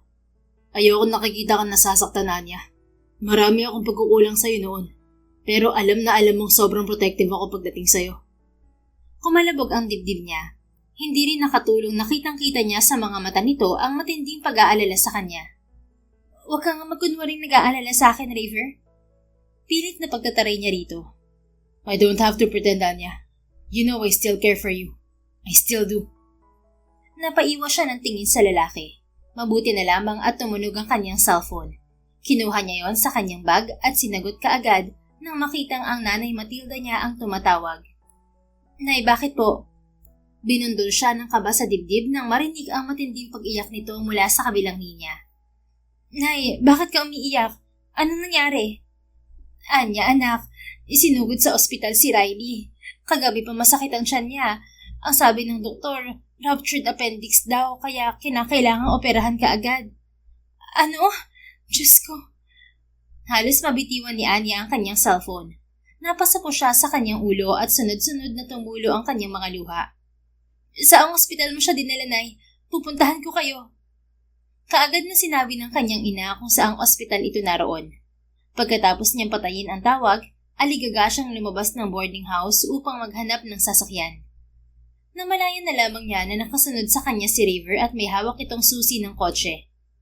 Sumakay ka na sa kotse ko, Anya. Ihahatid kita kung saan ka man pupunta. Nagtataka niya itong tiningnan. Bakit? I know it's an emergency. Ihahatid na kita. Wala ka mahahanap na sasakyan ng ganitong oras. Sa Laguna ako pupunta, River. Nandun ang nanay ko. Kumuyom ang kamao niya. Hindi niya masabi sa lalaki na ang anak nila ang pupuntahan niya. Ngunit wala na siyang ibang pagpipilian. Kailangan niya puntahan kaagad ang anak niya. Maghahanap na lamang siya ng palusot dahil mas mahalaga sa kanya ngayon ay ang anak niya. Okay, let's go. Wika ni River. Hinawakan nito ang kamay niya at hinila siya patungo sa kotse nito. Pinagbuksan siya nito ng pinto sa shotgun seat at kaagad din itong sumakay sa driver's seat. Pinaandar na nito ang kotse. Hindi niya napigilan na mapahagulhol dahil sa sobrang pag-aalala sa anak. Tinakpan niya ang kanyang bibig ngunit hindi nakatulong yon upang pigilan ang emosyon. Don't hold back, Anya. Let it out. Sambit ni River habang panay ang sulyap sa kanya habang nakatutok ito sa daan. Hindi na niya napigilan ang mapahagulgol ng malakas. I won't ask you about what happened. Don't worry. I'm just here to help you, okay? Dagdag pa ni River. Tiningnan niya ang lalaki at nakita sa daan nakatutok ang mga mata nito. Hindi niya akalain na ito ang kasama niya ngayon. Tila gumaan ng kaunti ang pakiramdam niya. Siguro dahil matagal na inasam-asam ng kanyang puso na makasama ito tuwing nasa mabigat siyang sitwasyon. Nakarating sila sa ospital nang hindi man lang nagtanong si River kung sino ang pinuntahan niya roon. Nakasunod lamang sa kanyang lalaki hanggang sa makita niya ang kanyang ina sa labas ng operating room. Umiiyak ito kasama ang dalawa pa niyang anak. Nay! Tawag niya sa ina. Napalingon ang kanyang ina sa direksyon niya, maging ang dalawa niyang anak na si Rowan at Russell. Mommy! Sabay na tawag ng dalawa at kaagad siyang sinugod ng yakap. Lumukod siya sa sahig upang pumantay sa mga ito na walang tigil sa pag-iyak. Kaagad niyang pinunasan ang mga luha nito habang pilit ang ngiti. Kailangan niyang ipakita sa mga ito na matatag siya. Mommy, si Riley po, bakit hindi pa rin po siya lumalabas sa kwartong yun? Tukay ni Rowan sa operating room. Magiging okay naman po siya, di ba po, Mommy? Tanong naman ni Russell na walang tigil din sa pag-iyak. Huwag kayong mag-alala mga anak. Strong si Riley, kaya dapat strong din tayo para sa kanya. At saka mag-pray tayo para maging okay na siya. Tama na ang iyak, okay? Sabay na tumango ang dalawang bata habang naniningkit na ang mga mata dahil sa pag-iyak. Niyakap niya ang mga ito at tiningala ang kanyang inang tahimik na umiiyak habang nakatayo sa harap niya. Mabuti na lang at naisugot namin kaagad sa ospital si Riley, anak. Ang sabi ng doktor kanina, sumabog na raw ang appendix ni Riley. At kung natagalan pa, baka kumalat na at wala na siya ngayon. Kaya ang sabi ko sa doktor, operahan na yung bata at bahala na kung saan tayo kukuha ng pera. Umiiyak na kwento ng kanyang nanay Matilda. Nay, wala akong ipon para sa operasyon ni Riley kasi alam mo naman na sakto lang ang sinasahod ko sa pagiging call center agent. Pero hayaan mo, gagawa po ako ng paraan. May mga health insurance naman po na makakatulong sa atin. Hindi man lahat mababayaran nun, pero I can help, Anya. Singit ni River na nakalimutan niyang nasa likod pala niya kanina pa. Nilingon niya ang lalaki at dahan-dahang tumayo upang harapin to. Hindi man ito nagsasalita, kitang-kita niyang puno ng katanungan ang mga mata nito habang nakatitig ito sa dalawang anak niya. Mommy, sino po siya? Tanong ni Rowan habang nakatingin kay River. Baka boyfriend ni Mommy, huwag mo nang tanungin. Ani Russell sa kapatid habang panay ang singhot. Napalunok si Anya at hindi malaman ang gagawin. Sa sobrang pag-aalala niya kay Riley, nawala na sa isip niya na baka magtagpo ang landas ni River at ng mga bata. Let's talk later, Anya. Sambit ni River bago tiningnan ang dalawa niyang anak. Laking gulat niya nang ngumiti ito sa mga bata. Ngumiti pabalik si Rowan, ngunit si Russell naman ay nagtago sa kanyang likod. Si Russell ang pinakamakulit sa triplets, ngunit mailap ito sa mga taong hindi nito kilala. Hey, don't be afraid, buddy. Kaibigan ako ng mami mo. Masuyong sambit ni River kay Russell na nakatago pa rin sa likod niya. Kaibigan? Isa lang naman po ang kaibigan ni Mami.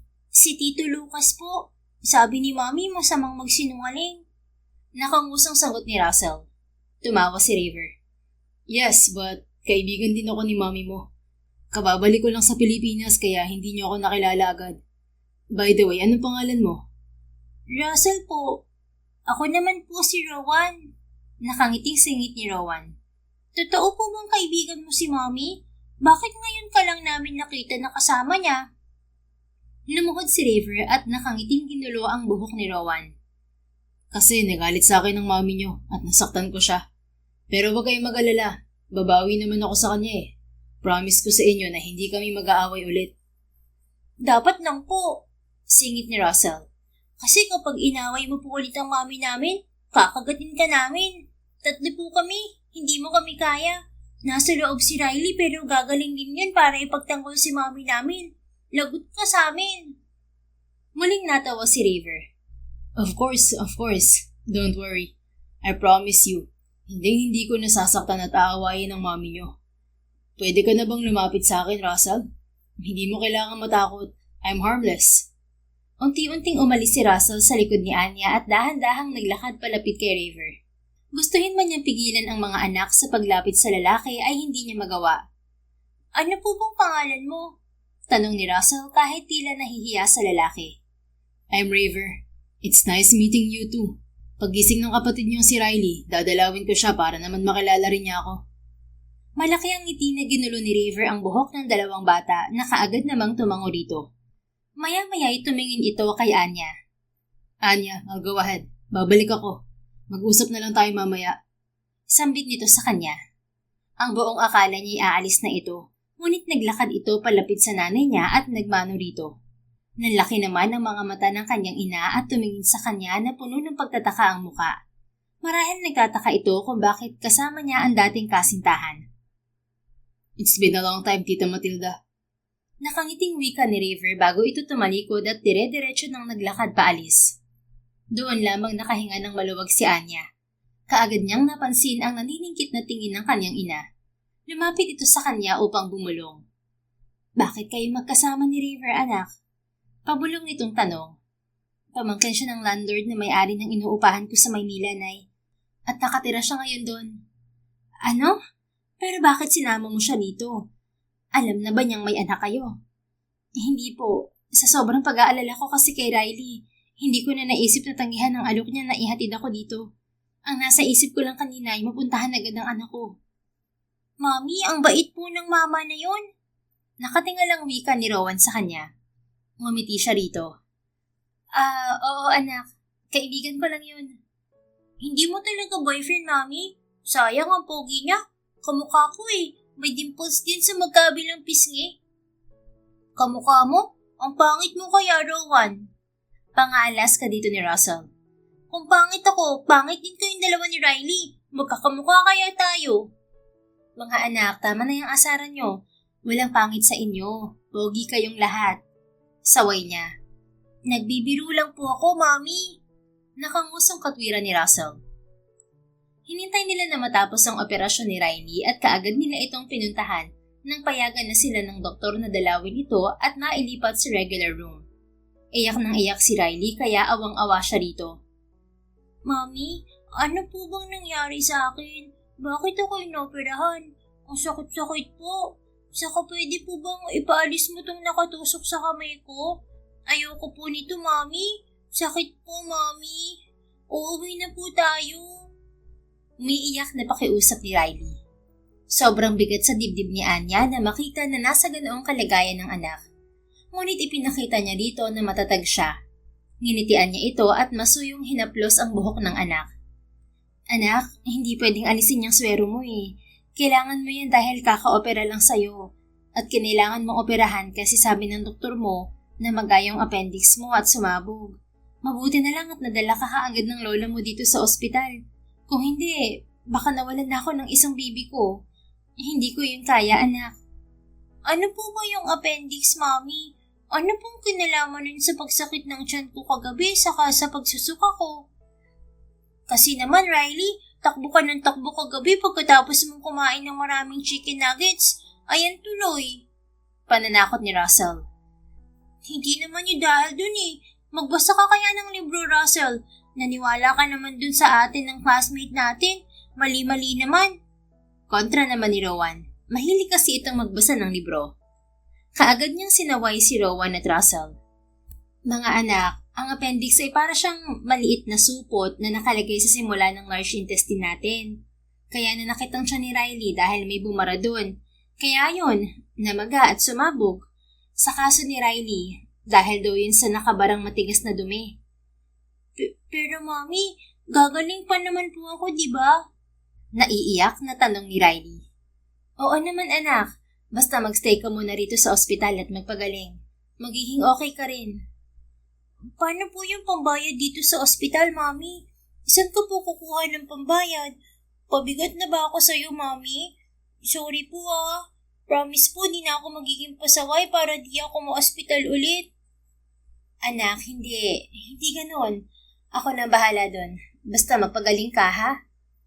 Tumango si Riley at napangiti na lang siya rito. Mabuti na lang din at naroon si Russell at Rowan na nilibang ang kapatid. Ayon sa doktor, mananatili pa roon si Riley ng ilang araw habang minomonitor pa ang kalagayan nito. At habang naroon pa, ay kailangan nito ng mga gamot na nireseta ng doktor. Kaagad na pumunta si Anya sa pharmacy ng ospital upang bumili doon ng mga gamot na kailangan ni Riley. Napatigil siya sa paglalakad nang maalala na kaunti nga lang pala ang naitabi niyang pera. Karamihan kasi sa sinasahod niya ay pinaghahati-hati niya sa mga pangangailangan ng triplets niyang anak. Napabuntong hininga na lang siya at naisip na tawagan si Lucas upang humingi ng tulong dito. Napatigil siya sa paglalakad nang mapansin si River na nakatayo sa harap niya. Nandito ka pa rin? Gulat na tanong niya. Hindi ba sabi ko sa'yo mag-uusap tayo? Seryosong tugon nito bago tiningnan ng mga hawak niyang reseta ng doktor. Bakit? Anong pag-uusapan natin, River? Bumuntong hininga ito bago naglakad palapit sa kanya. Nagulat siya nang kunin nito mula sa kamay niya ang mga reseta at nagtungo sa pharmacy upang kausapin ang tao roon. Nais niya itong pigilan ngunit napatulala na lang siya sa ginawa nito. Maya-maya, bumalik na ito habang hawak ang mga gamot na nakalagay sa resetang hawak niya kanina. Kumpleto na to mga gamot na to, Anya. Don't worry about the hospital bills. I'm willing to shoulder all the expenses. Bakit mo kailangan gawin to, River? Sinabi ko bang akuin mo? Takang tanong niya. Natatakot siya. Natatakot siya na baka alam na nito ang totoo. Na ito ang ama ng mga anak niya. Nakikita niya kasi sa mga ikinikilos nito mula pa kanina. Nag-abala pa itong kausapin ang dalawa niyang anak. Anya, please be honest with me. Mariing pakiusap nito. Ano bang gusto mong sabihin ko? Umalis ka na lang, pwede ba? Thank you dito sa mga gamot pero hindi mo kailangan gawin to. Babayaran ko na lang sa'yo. Akin na resibo. No need. But explain to me please. Sino ang mga batang yun? Nanikip ang dibdib ni Anya at napakuyom ang mga kamao. Hindi niya kayang sabihin sa lalaki ang totoo dahil natatakot siya na masaktan na naman at madismaya. Bakit ba tinatanong mo? Alam mo, River, nagpapasalamat ako na hinatid mo ako dito. Pero wala kang karapatan na tanungin ako tungkol sa personal kong buhay. Why is it so hard for you to answer my simple question, Anya? May tinatago ka ba sa akin? Why are you being so defensive? I mean no harm to you at sa mga bata. So please, just tell me the truth. Who's their father? I know it's not Lucas because they called him Tito. Fine. Narinig mo naman kanina na Mommy ang tawag nila sa akin, di ba? Anak ko sila. But to make things clear, hindi ikaw ang ama nila. I don't believe you. Napapailing nitong sambit. Ano? Tinatanong mo ako tapos ayaw mong maniwala sa sagot ko? Kamukha ko mga bata. You can't deny that fact, Anya. I don't even need to run a DNA test. Akala mo lang yun. Bakit ba ipipilit mo ang sarili mo? Ikaw lang ba pwedeng maging ama nila? I know, pero damo ko na ako ang ama nila at gusto kong makabawi sa'yo at sa mga bata. Hindi ka ba makaintindi? Hindi ikaw ang ama nila. Si Lucas. Siya ang ama ng mga bata. Hindi ko lang sinabi kaya Tito ang tawag nila doon. So please, tigilan mo na ako sa pangungulit mo. Dumaan ng sakit sa mga mata nito at napalunok. Lumaylay din ang balikat nito habang nakatitig sa kanya. Bakit pakiramdam ko? Ginagamit mo lang si Lucas para layuan kita. Ang sabi ng mga bata, kaibigan mo lang si Lucas. Bakit kailangan mo magsinungaling? Do you hate me that much, ha? Wala ba ako mabuting nagawa sa'yo noon, Anya? Minahal naman kita at inalagaan nung magkasama pa tayo Kumirot ang kanyang dibdib nang marinig ang basag na tinig nito. Matid niyang nasaktan niya si River. Ngunit mas mahalaga sa kanya na mailayo ang kanyang mga anak sa sakit na maidudulot ng ama ng mga to. Tama na yung siya lang ang nasaktan nito noon. River, hindi na dapat tayo nakita ulit. Masasaktan lang natin ang isa't isa ng paulit-ulit. Alam ko naman na nasaktan kita, pero hindi mo ko hinahayaan na makabawi sa'yo. Just tell me you still love me, na hindi totoong kayo ni Lucas, at gagawin ko lahat para makabawi sa'yo. Tumulo ang mga luhang kanina pa pinipigilan ni Anya. Bakit ngayon pa? Bakit ngayon mo pa gustong bumawi sa akin? Bakit hindi ng mga panahong kailangan kita? I needed you that time, River. Napuno ng pagtataka ang mukha nito. Anong ibig mo sabihin? Muntikan na ako maghahasa noon sa apartment natin, River. Pinasok ang apartment natin habang mag-isa ako. Sinubukan kong tawagan ka ng paulit-ulit. Pero wala. Busy ka sa pagkuha ng validation at approval ng daddy mo. Sinubukan ko naman na intindihin ka. Nagtiis muna ako ng paulit-ulit bago ako sumuko. Pero nadamay na ang anak ko. Nadamay na ang anak natin, River. Nasa sinapupunan ko siya noon eh. Pero nawala siya dahil wala ka sa tabi ko para protektahan ako. Nawala ang panganay nating anak nang hindi mo malang nalaman. Ngayon tatanungin mo ako kung bakit galit ako sa'yo at kung bakit iniiwasan kita? Wala ba akong karapatan, ha, River? Nagimbal ito sa mga revelasyong sinambit niya at napaawang ang bibig. Tila nawalan ito ng lakas at napahakbang paatras habang sunod-sunod ang pagtulo ng mga luha nito. Kaya sabihin mo sa akin, River, paano kita magagawang patawarin? Paano mo magagawang bumawi sa akin kung wala na siya? Bakit ngayon pa at hindi ka noon bumawi? Palagi ka nalang wala sa tabi ko. Hindi kita maramdaman noon. Alam kong hindi ikaw ang dahilan kung bakit ako nakunan. Pero wala ka sa tabi ko eh. Ini-ignore mo palagi ang tawag at text ko. Umuuwi ka lang sa akin kapag gusto mo. Anong gusto mong maramdaman ko, ha? Bata pa ako nun pero puro stress na ang inabot ko sa'yo. Hindi mo ako masisisi kung bakit pinagsisihan ko na nakipagtanan pa ako sa'yo noon. Na hindi ko natapos sa pag-aaral ko dahil sa lintik na pagmamahal ko sa'yo. Paulit-ulit na umiling si River na tila hindi makapaniwala sa mga sinambit niya. Anya, Umalis ka na lang, River. Please. Bakit hindi mo sinabi sa akin na buntis ka noon at nakunan ka at muntik pang mapahamak? Bakit itinago mo? Malumanay, ngunit bakas ang labis na pagkadismaya sa tinig na tanong nito. Huli na rin ang malaman kung buntis ako. Dinugo na lang ako bigla pagkatapos damputin ng mga pulis ang rapist na yon. Si Lucas na nasa tabi ko noon at tumulong sa akin dahil hindi kita mahagilap. At kung sasabihin ko sa iyo ang nangyari, para saan pa? Para maging kaawa-awa sa paningin mo? Hindi ko kailangan ng awa mo noon. At ngayon, alam mo na ang totoo. Siguro naman mahihiya ka nang lumapit sa akin ulit. Anya, no. Please. Niyakap siya nito ng mahigpit na tila ayaw siyang pakawalan. Gustong-gusto niya itong yakapin pabalik dahil sa labis na pangungulila niya rito. Ngunit mas nangibabaw ang galit na nararamdaman niya rito. Tama na, River. Please. Kinaya ko nang wala ka sa buhay ko sa loob ng maraming taon. Huwag ka na sanang manggulo na naman sa buhay ko at sa mga bata. Sinubukan niya itong itulak ngunit sadyang malakas to. Patawarin mo ako. Kasalanan ko lahat. Ang laki ng pagkukulang ko sa'yo. Dahil sa akin na wala ang anak natin na wala akong kaalam-alam. I'm sorry. Patawarin mo ako. Napapikit na lang si Anya at hinayaang maramdaman ang mainit at puno ng pagmamahal na yakap ni River sa kanya. Napahagulhol na lamang siya na tila ngayon lamang niya nailabas ang lahat ng sakit na nararamdaman niya. Mahal pa rin niya si River sa kabila ng lahat ng nangyari. Fine. I'll let you breathe, Anya. Hihintayin ko na mapatawad mo ako. Pero huwag mo akong pagbawalan na makita ka at ang mga bata. They're mine, right? Hayaan mo akong makabawi. Pakiusap. Sinubukan niya itong muling itulak at sa wakas ay hinayaan na siya nito. Nakita niya ang walang tigil na pagbuhos ng mga luha nito habang nakatitig sa kanya. River, nakikiusap ako. Hayaan mo muna ako. Ngayong nasabi ko na sa'yo ang totoo kung bakit kita iniwan. Sana naman maintindihan mo na kung bakit hindi kita kaagad mapapatawad sa mga nangyari. Sobrang nasaktan ako at natatakot ako na maranasan ng mga bata ang mga naranasan ko noon sa'yo. At inaamin ko, mahal pa rin kita. Mahal na mahal pa rin kita, River. Kahit 7 taon na nakaraan, kahit pinabayaan mo ako noon, kahit nawala ang unang anak natin, mahal na mahal pa rin kita. Pero hindi sapat yun para ibalik kita sa buhay ko. Dahil narito pa rin sa dibdib ko ang takot na maulit ang lahat.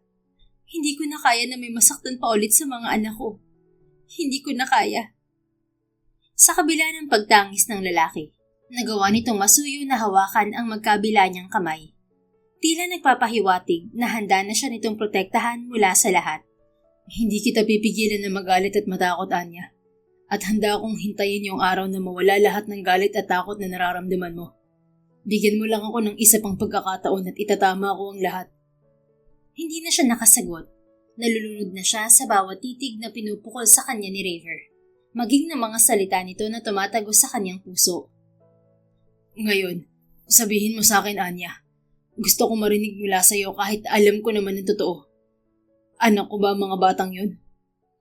Nagbaba siya ng tingin at marahang tumango bilang sagot. Wala na siyang dahilan upang itago pa ang totoo. Nandito na siya sa isang sitwasyon na kailangan niyang harapin ang mga kinatatakutan niya. Oh God. Bakas ang saya sa tinig ng usal nito. Masaya ka na nakilala mo sila? Anya, hindi mo alam kung gaano ako kasaya na malaman na may anak tayo. Itinago mo man sila sa akin, naiintindihan ko pa rin. Naiintindihan ko kung gaano kahirap para sa'yo mga nangyari. Wala akong karapatan na magalit sa'yo. Kasi sa ating dalawa, ikaw ang pinaka nasaktan. At ako ang nagkulang. Gusto mo bang makilala si Riley? Napakurap ito na tila nagulat. Napangiti ito at kaagad na pinunasan ng mga luha sa pisngi. Kitang-kita niya ang tuwa sa mga mata nito. Of course, I want to meet him. Lahat sila gusto kong makilala. Gusto kong makilala nila ako. Pero alam kong hindi ka pa handa. Kaya sana payagan mo ako kahit makita ko man lang sila. I promise, hindi ko sasabihin sa kanila na ako ang daddy nila. Kinagat ni Anya ang kanyang ibabang labi. Nais niyang magpasalamat dito dahil naiintindihan nito ang desisyon niyang huwag itong magpakilala sa mga bata. Ayaw man niyang ipagkait sa mga anak ang ama ng mga ito, ngunit talagang may takot pa siya sa kanyang dibdib. Napakahirap ng magtiwala dahil sa mga pinagdaanan niya noon sa piling ni River. Tumango siya rito at kaagad na pinasunod ang lalaki hanggang sa makarating sila sa kwarto ni Riley. Naabutan nila si Riley na nakangiti habang pinapanood ang dalawang kapatid na sina Rowan at Russell na sumasayaw. Tawa naman ng tawa sa gilid ang nanay Matilda niya. Natigil lamang ang mga ito nang mapansin siya na pumasok. Mami, bakit namumula po yung mata mo? Umiyak ka ba? Isa kasino po yung kasama mo? Inaway ko po ba niya, Mami? Inosenteng tanong ni Riley. Napalingon din si Russell at Rowan. Bumakas ang gulat sa mukha ng mga ito nang makitang kasama niyang muli si River. Mami, bakit kasama mo pa rin po siya? Tanong sa kanya ni Rowan. Pinaiyak mo po ba si Mami namin, Manong? Tanong naman ni Russell habang nakatingin sa direksyon ni River. Namaywang pa ito. Magsasalita sana si Anya ngunit naglakad na palapit sa mga bata si River at isa-isang tiningnan ang mga ito na nakangiti. Hindi ko pinaiyak ang mami niyo. Natutuwa lang siya nagising na si Riley. Nakangiting sagot ni River at ginulo ang buhok ni Rowan at Russell. Binalingan nito ang gulat na si Riley. Tumagilid ang ulo ng bata habang nakaawang ang bibig at titig na titig sa ama nito. Sino ka po? Tanong ni Riley. Napangiti si River at umupo sa upuan sa gilid ng kama. I'm River. Kaibigan ako ng mami mo. Kumusta na pakiramdam mo? Napakurap ng ilang ulit si Riley habang titig na titig sa ama nito. Pumunta rin si Rowan at Russell sa tabi ng kama ni Riley. Pare-parehong tumitig ang mga ito kay River na tila isa itong kakaibang nilalang na noon lamang nakita ng mga ito. Gustong matawa ni Anya sa ginagawa ng kanyang mga anak, ngunit pinanood na lamang niya ang mga ito katabi ang kanyang ina. Medyo okay naman po ako, kaso masakit pa rin po ang tahi ko. Pero teka lang po. Inangat ni Riley ang isa nitong kamay upang hawakan ng pisngi ng ama. Riley, saway ni Anya sa ginagawa ng anak. No, it's fine, Anya. Nakangiting baling sa kanya ni River. Kaagad namang ibinaba ni Riley ang kamay pagkatapos niyang sawayin to. Sorry po sa paghawak ko sa pisngi mo. Ang gwapo mo po kasi. Tapos, parang kamukha ka pa namin tatlo. Ang laki ng dimples mo parang sa amin din po. Alam mo po bang triplets kaming tatlo? Ako si Riley tapos tong dalawa sa tabi ko si Rowan saka si Russell. Ako po yung mahilig mag-drawing. Si Rowan naman po yung pinakamatalino sa amin kasi mahilig po siyang magbasa ng libro. Tapos si Russell, huminto ito at napaisip. Ano ba Riley? Bakit wala kang maisip na maganda sa akin? Magaling naman ako kumanta. Angel ni Russell. Hindi kuya, magaling ka lang dumadal saka ikaw kaya ang pinakamalikot sa ating tatlo. Kaya wala akong maisip kung saan ka magaling. Lagi mo pa nga kami inaasar eh. Ayun, dun ka magaling sa pang-aasar sa amin. Ha? Hindi kuya. Ang bad mo. Pasalamat ka kaka-opera mo lang. Kung hindi lagot ka sa akin, Riley. Tumawa si River sa pag-aasaran ng mga bata. Natural talaga na kahit triplets kayo, magkakaiba kayo ng ugali. Ang mahalaga naman, pare-pareho niyong minamahal at pinoprotektahan ng isa't isa, hindi ba? Ani River. Oo naman po kuya. Tinuro sa amin ni Mami na mag-aaway lang kami ng konti pero kami pa rin na magkakakampi. Nakangiting sambit ni Rowan. Good. Saka dapat iwasan niyo yung palagi kayo nag-aaway. Kasi baka ma-stress ang mami niyo at lola niyo. Kawawa naman sila. Alam niyo kapag naging good boy kayo palagi at kapag magaling na si Riley, dadalhin ko kayo sa amusement park. Wow, talaga po? Natutuwang bulalas ni Riley. Ang tagal na po namin gustong pumunta sa amusement park kasi nakikita namin yun sa TV.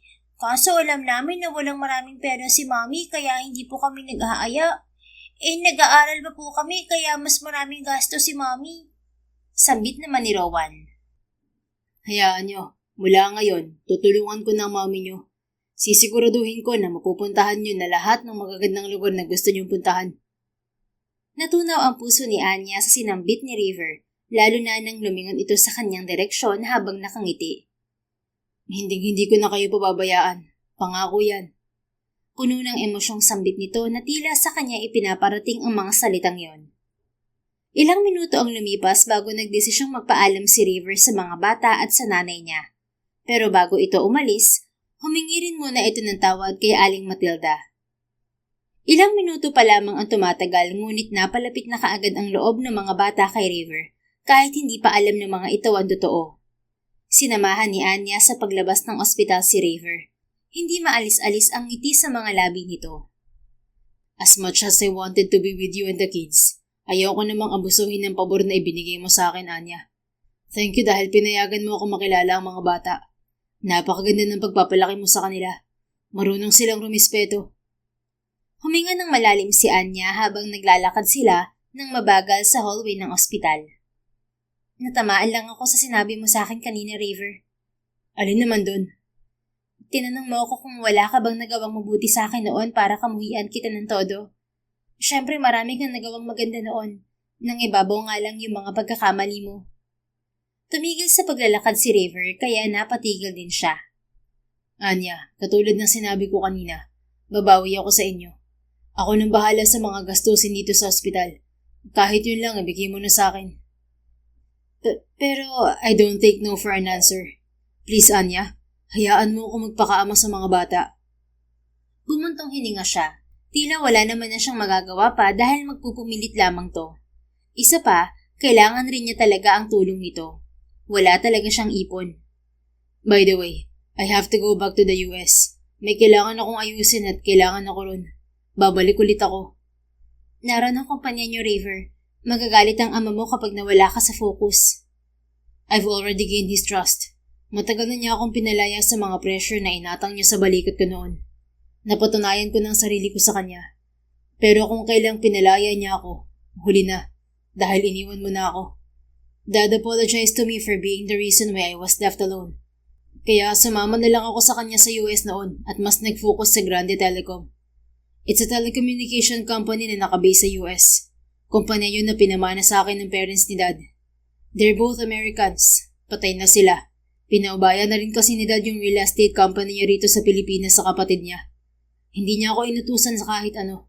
Ako mismo ang nagdesisyon na hawakan ng Grande Telecom dahil wala ka na rin naman noon sa buhay ko eh. I did that to distract myself from loneliness. Natahimik si Anya. Kahit ganoon ang nangyari sa kanila ni River, masaya siya na marinig na maayos na ito sa ama. Nagulat siya nang hawakan nito ang mga kamay niya at masuyong pinisil.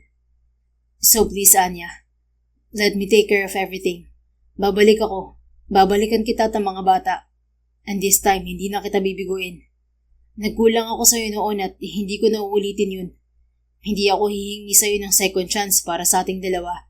Pero hihingi ako ng second chance para sa ating mga anak. Kasalanan ko kung bakit nawala ang panganay natin noon.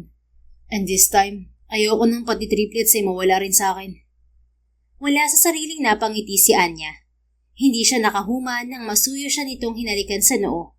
Napapikit siya ng mariin. Dinadama ang lantaran nitong pagpapahayag ng pagmamahal sa kanya. Mahal na mahal kita, Anya. Hintayin mo lang ako. Yun ang pinanghawakan ni Anya. Aaminin niyang umaasa siya sa pangako nito. Kahit pinagtabuyan niya ito, hindi niya maikakaila na nais pa rin niyang magtiwala kay River. Na sa kabila ng takot sa kanyang dibdib ay naroon ang pag-asa na hindi na siya nito muling bibiguin. Lumipas ang 1 linggo at tuluyan nang nakalabas si Riley sa ospital. Wala silang binayaran na bill sapagkat binayaran na yun lahat ni River. Kahit bumalik ito sa US, palagi itong tumatawag upang kumustahin siya at ang mga bata. Hindi pa siya nakakabalik sa trabaho sapagkat nais niyang siya mismo ang mag-alaga kay Riley, lalo pat bagong opera ang anak. Ayaw rin niyang mapagod masyado ang kanyang ina sa triplets, lalo at medyo makulit si Russell. Isang araw, naiwan siya at si Riley sa bahay nila sa Binyan dahil sinundo ng kanyang ina si Rowan at Russell sa eskwelahan. Nanonood lamang si Riley ng TV sa sala nang dumating si Lucas upang bisitahin siya. Ngayon lamang sila nakita buhat ng mag-away ito at si River. Kamusta ka na, Anya? Tanong ni Lucas sa kanya matapos niya itong paupuin sa sala, sa tabi mismo ni Riley. Hi po, Tito Lucas! Bati ng bata rito.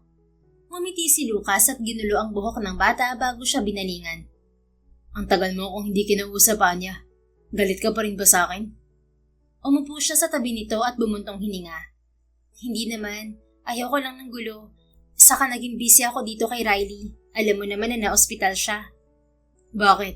Hindi naman ako nag-upisa ng gulo, di ba? Ang hayop na River na yun ang may kasalanan.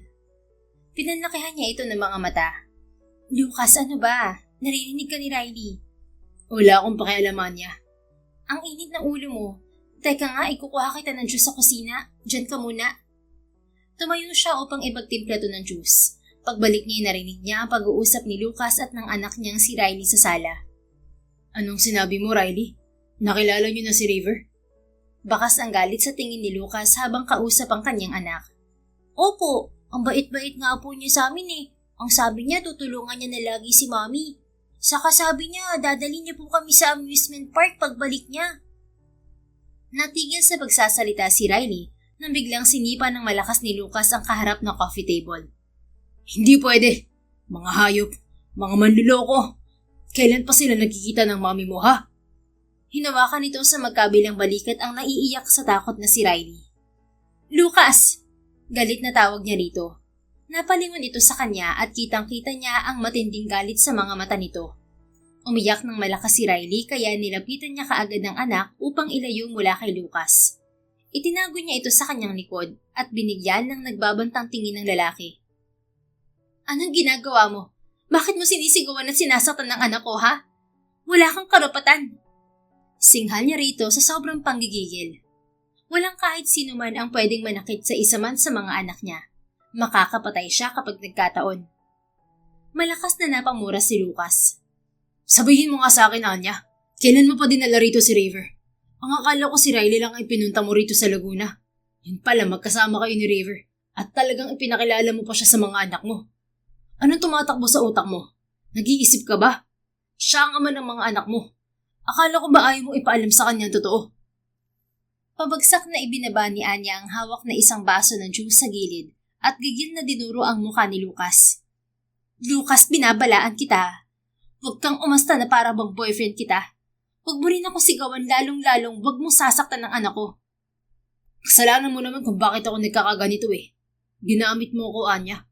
Ginamit mo ko noon para lumayo si River sa'yo. Ako yung palaging nasa tabi mo noon. Pero kahit kailan, hindi ko naramdaman na minahal mo ko. Bakit? Dahil mahal mo pa rin si River? Mahal mo pa rin ang hayop na yun, di ba? Baliwala lang ako sa'yo ngayon pagkatapos mo kong gamitin. At ngayon bumalik na siya, itatapon mo na lang ako? Hindi ako papayag. Hindi kita kailanman pinaasa, Lucas. Ilang ulit ko nilinaw sa'yo na magkaibigan lang tayo. At akala ko naiintindihan mo ko. Hindi ko alam na aabot ka sa ganito na sasaktan mo ang anak ko. Dahil mahal kita at nagsiselos ako. Mali bang maramdaman ko to? Hindi, pero mali yung ginagawa mo. Kahit anong gawin mo, hindi ko kayang ibigay ang gusto mo. Sana naman maintindihan mo yun. Hindi ako papayag. Hinawakan siya nito sa magkabilang balikat at sinubukang halikan, ngunit itinulak niya ito at sinampal ng malakas. Mommy! Malakas na palahaw ni Riley. Pumagitna ito sa kanilang dalawa ni Lucas. Layuan mo ang mommy ko! Bad ka, Tito Lucas! Isusumbong kita sa mga pulis! Umiiyak na sigaw ng kanyang anak. Anak, dito ka lang sa likod ko. Hinatak niya ito pabalik sa kanyang likod sa takot na baka ito naman ang saktan ni Lucas. Sige, isumbong mo ako sa mga pulis, Riley. Pero bago pa dumating ang mga pulis, magiging akin muna tong mommy mo. Tila nawawala sa sariling sambit ni Lucas. Lumayo ka sa akin! Pagbabanta niya rito. Ngunit kaagad siya nitong nasunggaban. Sobrang lakas na pagkakayakap nito sa kanya at kahit anong piglas niya ay hindi niya magawang kumawala. Lucas, ano ba? Bitiwan mo ako! Nababaliw ka na! Naiiyak na sigaw niya. Ayaw man niya, ngunit unti-unting bumalik sa alaala niya yung gabi na muntik na siyang mapagsamantalahan. Binalot ng kaba at takot ang dibdib niya at wala siyang magawa kung hindi ang umiwas sa paghalik sa kanya ni Lucas. River! River, tulungan mo ako! Umiiyak na sigaw niya. Hindi niya alam ngunit kusang lumabas yun sa bibig niya. Katulad nung gabing yon, si River din ang hinahanap niya, ngunit hindi ito dumating. Imposibleng dumating to ngayon dahil nasa malayong lugar ito. Tanging malakas na sigaw niya at iyak ni Riley ang naririnig niya. Hanggang sa biglang lumuwag ang pagkakahawak sa kanya ni Lucas at nabitiwan siya nito. Nakarinig siya ng isang malutong na mura kasabay ng tunog ng malakas na pagsuntok. You have a freaking death wish, asshole! Biglang bumagsak sa sahig si Lucas at nagulat siya nang makita si River na nag-aalab sa galit ang mga mata. Hayop ka talaga, Lucas. Mapapatay kita. How dare you harass her and you scared my son? Damn you! Galit na sigaw pa ni River at paulit-ulit na sinuntok si Lucas hanggang sa mawalan to ng malay. River, tama na! Hingal na sambit niya habang nakaawang ang bibig. Bumaling ito sa kanya at kaagad na lumambot ang ekspresyon nito nang makita ang matinding takot sa kanyang muka. Anya, are you okay? Sinugod siya nito ng yakap at doon siya napahaguluhol ng malakas. Shh! I'm here. Huwag ka na matakot. Masuyo nitong bulong habang hinahaplos ang kanyang buhok. Para siyang bata na umiiyak. Ang buong akala niya hindi ito darating tulad ng nangyari noon. Ngunit hindi siya nito binigo ngayon. Dumating ito upang iligtas siya. Binitiwan siya ni River saglit at lumuhod ito upang tingnan naman si Riley na hanggang ngayon umiiyak pa rin. Lumuhod siya upang yakapin ang anak at aluhin ito. Nanginginig pa rin siya sa takot ngunit kailangan siya ng anak niya. Shh, okay lang si Mommy, Riley, anak. Tahan na, ligtas na tayo. Masuyo niyang bulong sa anak. Habang yakap si Riley, titig na titig sa kanya si River na puno pa rin ng pag-aalala ang muka. I just came in time, right?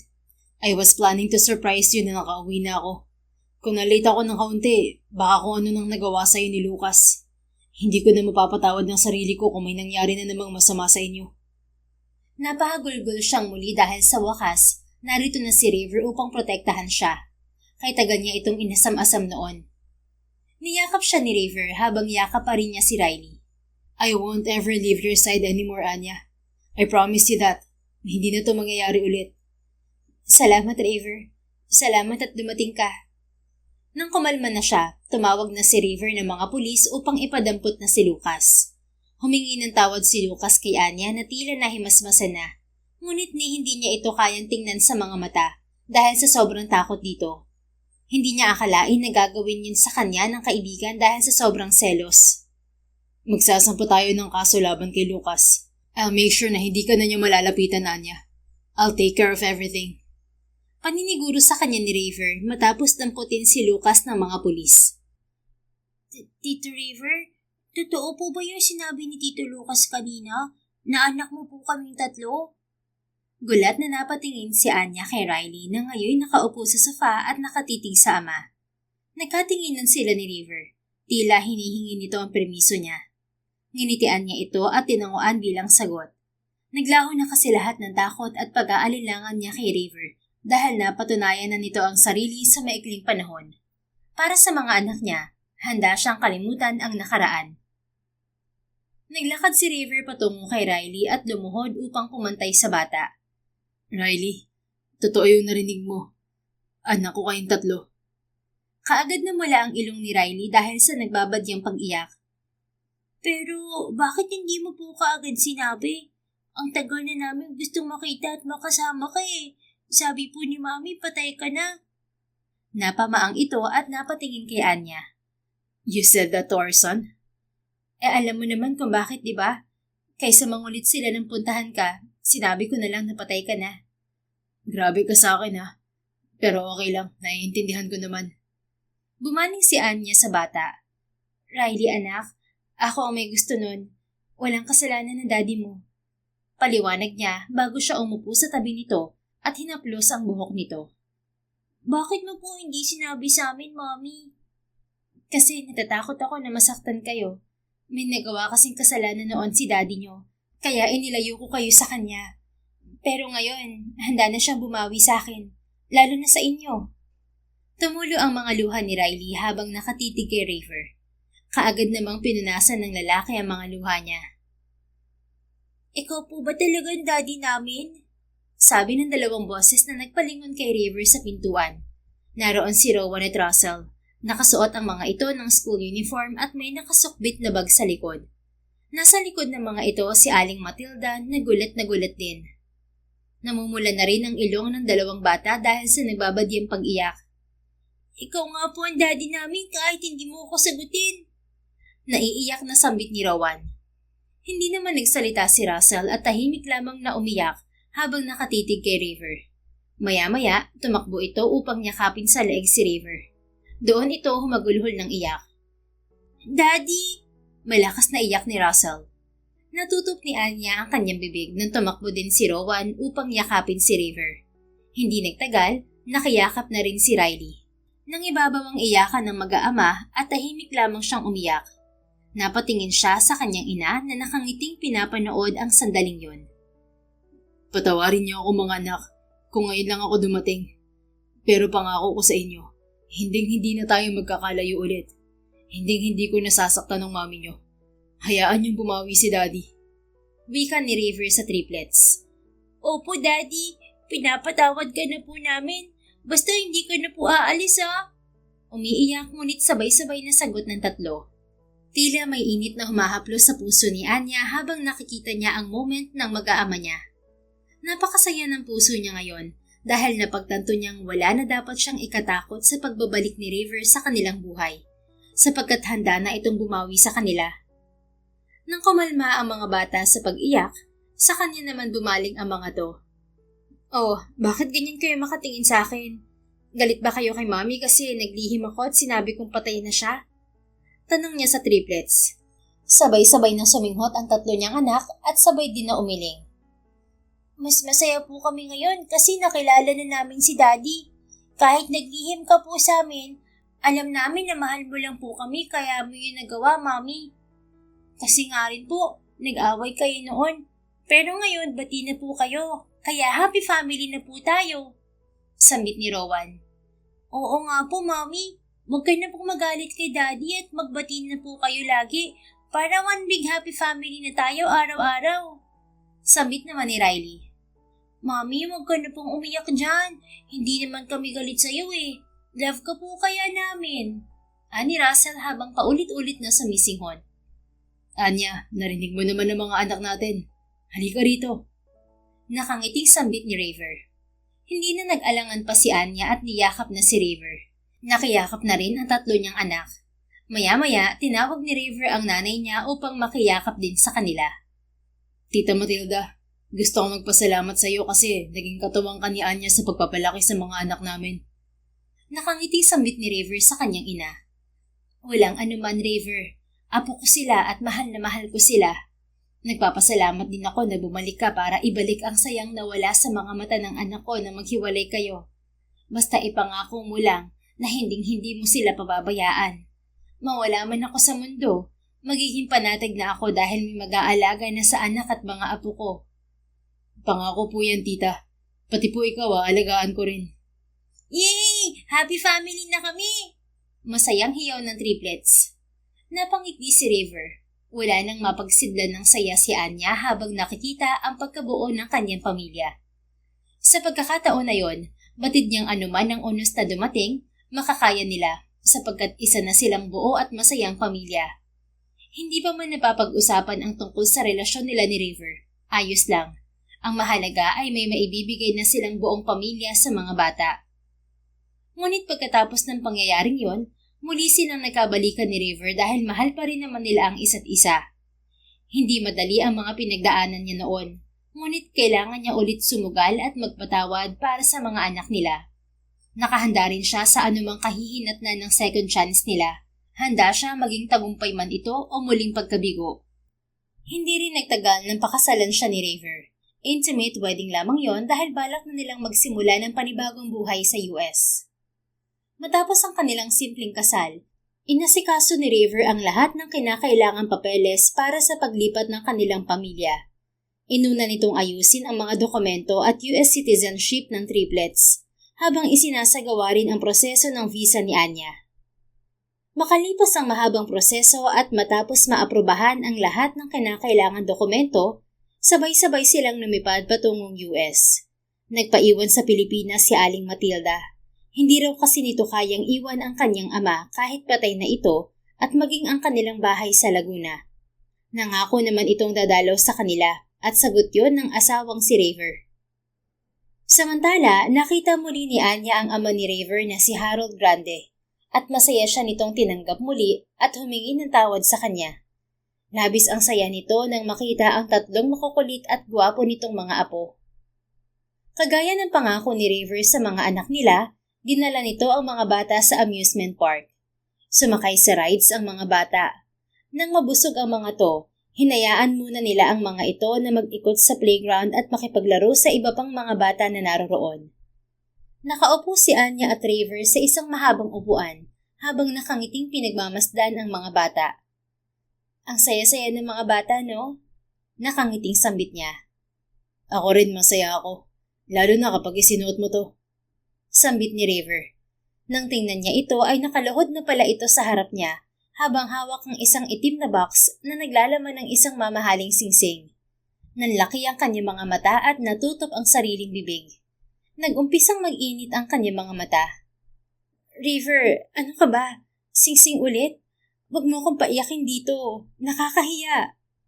I want to spend the rest of my life with you, Anya. Wala nang ibang babae ang naiisip kong bubuo sa pagkatao ko. Ikaw lang. Kaya pwede bang samahan mo ako habang buhay? Will you marry me again? For renewal of our vows? Basag ang tinig ngunit puno ng emosyon na tanong nito sa kanya. Impit siyang napatili habang pinipigilan ang mapaluha. Kinikilig siya ngunit mas nangingibabaw ang pagiging emosyonal niya ngayon. Oo naman, River. Kasal na tayo sa Pinas. May kawala pa ba ako? Isuot mo na yan sa akin. Dali!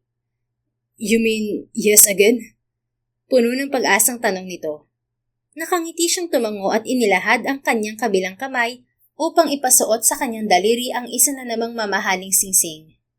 Tuluyan ang bumagsak ang kanyang mga luha nang niyakap siya nito ng mahigpit. Gosh, ang pangit ko umiyak. Tumawa ito. You're still beautiful in my eyes, Anya. Don't worry. Mabuti na lang at walang nakakapansin sa kanila dahil abala ang lahat sa kanilang mga anak. Ayaw niyang makita ng lahat ang pagiging emosyonal niya ngayon. Sobrang saya ng kanyang puso. I love you so much, Anya. Salamat at pinatawad mo ako sa lahat ng pagkukulang ko sa iyo noon. Salamat sa second chance. Mahal na mahal din kita, River. Gusto kong malaman mo na bawing-bawi ka na sa lahat. At kahit kailan, hindi na ako magdududa sa kakayahan mo na protektahan ng pamilya natin. Sorry din dahil bumitiw ako agad noon. Nasayang ang 7 years natin at ng mga bata. Tapos na yun, mahal. We're also too young and impulsive back then. Let's move forward, okay? Ang mahalaga ay ang ngayon, bukas at ang habang buhay na magkasama na tayo. Hinalikan siya nito sa labi. Yung klase ng halik na batid niyang nagsasabi na mananatili ito sa kanyang tabi anuman ang mangyari. Pagkatapos ng 2 buwan, idinaos nga ang renewal of vows nilang dalawa ni Raver. Naroon ang ama nito at mga kaibigan. Nagpasya si Anya na ipagpatuloy ang kanyang pag-aaral. Sa tulong at suporta ni Raver, nakatapos siya ng kolehiyo. May tourist visa na ang kanyang ina kaya madalas na itong nakakadalaw sa kanila sa California. Nabalitaan din nila na nakalaya na si Lucas at nagtuturo na ulit. Kahit paano, masaya si Anya para sa kaibigan na nagsisimula na ulit ito ng bagong buhay. Natuto na ito ng leksyon sa ilang taon na pagkakakulong. Dahil sa dating karanasan ni Anya bilang call center agent sa Pilipinas, nagsimula siya magtrabaho sa Customer Service Division ng telecom company ni Raver. Hindi siya binigyan ng espesyal na posisyon dahil lamang asawa siya ng may-ari. Nagsimula siya bilang isang ordinaryong empleyado at pinaghirapan ang bawat promotion na natanggap. Lumipas ang maraming taon bago niya marating ang posisyon bilang Vice President for Customer Experience. Nakuha niya ang respeto at tiwala ng lahat hindi dahil asawa siya ng CEO, kung hindi dahil sa sipag, husay at dedikasyong ipinakita niya sa bawat trabahong hinawakan. Madalas naman, nagiging abala ang asawa niyang si Raver sa kumpanya. Ngunit hindi nito nakakalimutan na bigyan siya at ang mga anak nila ng oras at atensyon. Nagbibinata na rin ang kanilang triplets kaya panahon na rin na sundan nila ang mga ito kung pagkakalooban sila ng may kapal. Kung hindi naman, ayos lang din sa kanilang mag-asawa. Napagtanto ni Anya na minsan, hindi masama na magbigay ng pangalawang pagkakataon sa isang tao at nangako siya sa kanyang sarili na magiging mas malawak pa ang kanyang pangunawa dahil isa yon sa magpapatibay lalo ng kanilang relasyong mag-asawa. Hindi masamang masaktan at matakot, ngunit hindi rin masama na magbigay ng pangalawang pagkakataon at pagbigyan ang puso na magmahal muli. The end. If you enjoyed this story, please don't forget to like, subscribe, comment, and share. Your support helps us reach more people and spread the love. Thank you for tuning in, and we're looking forward to seeing you again soon. In the meantime, please take care and may God bless you always.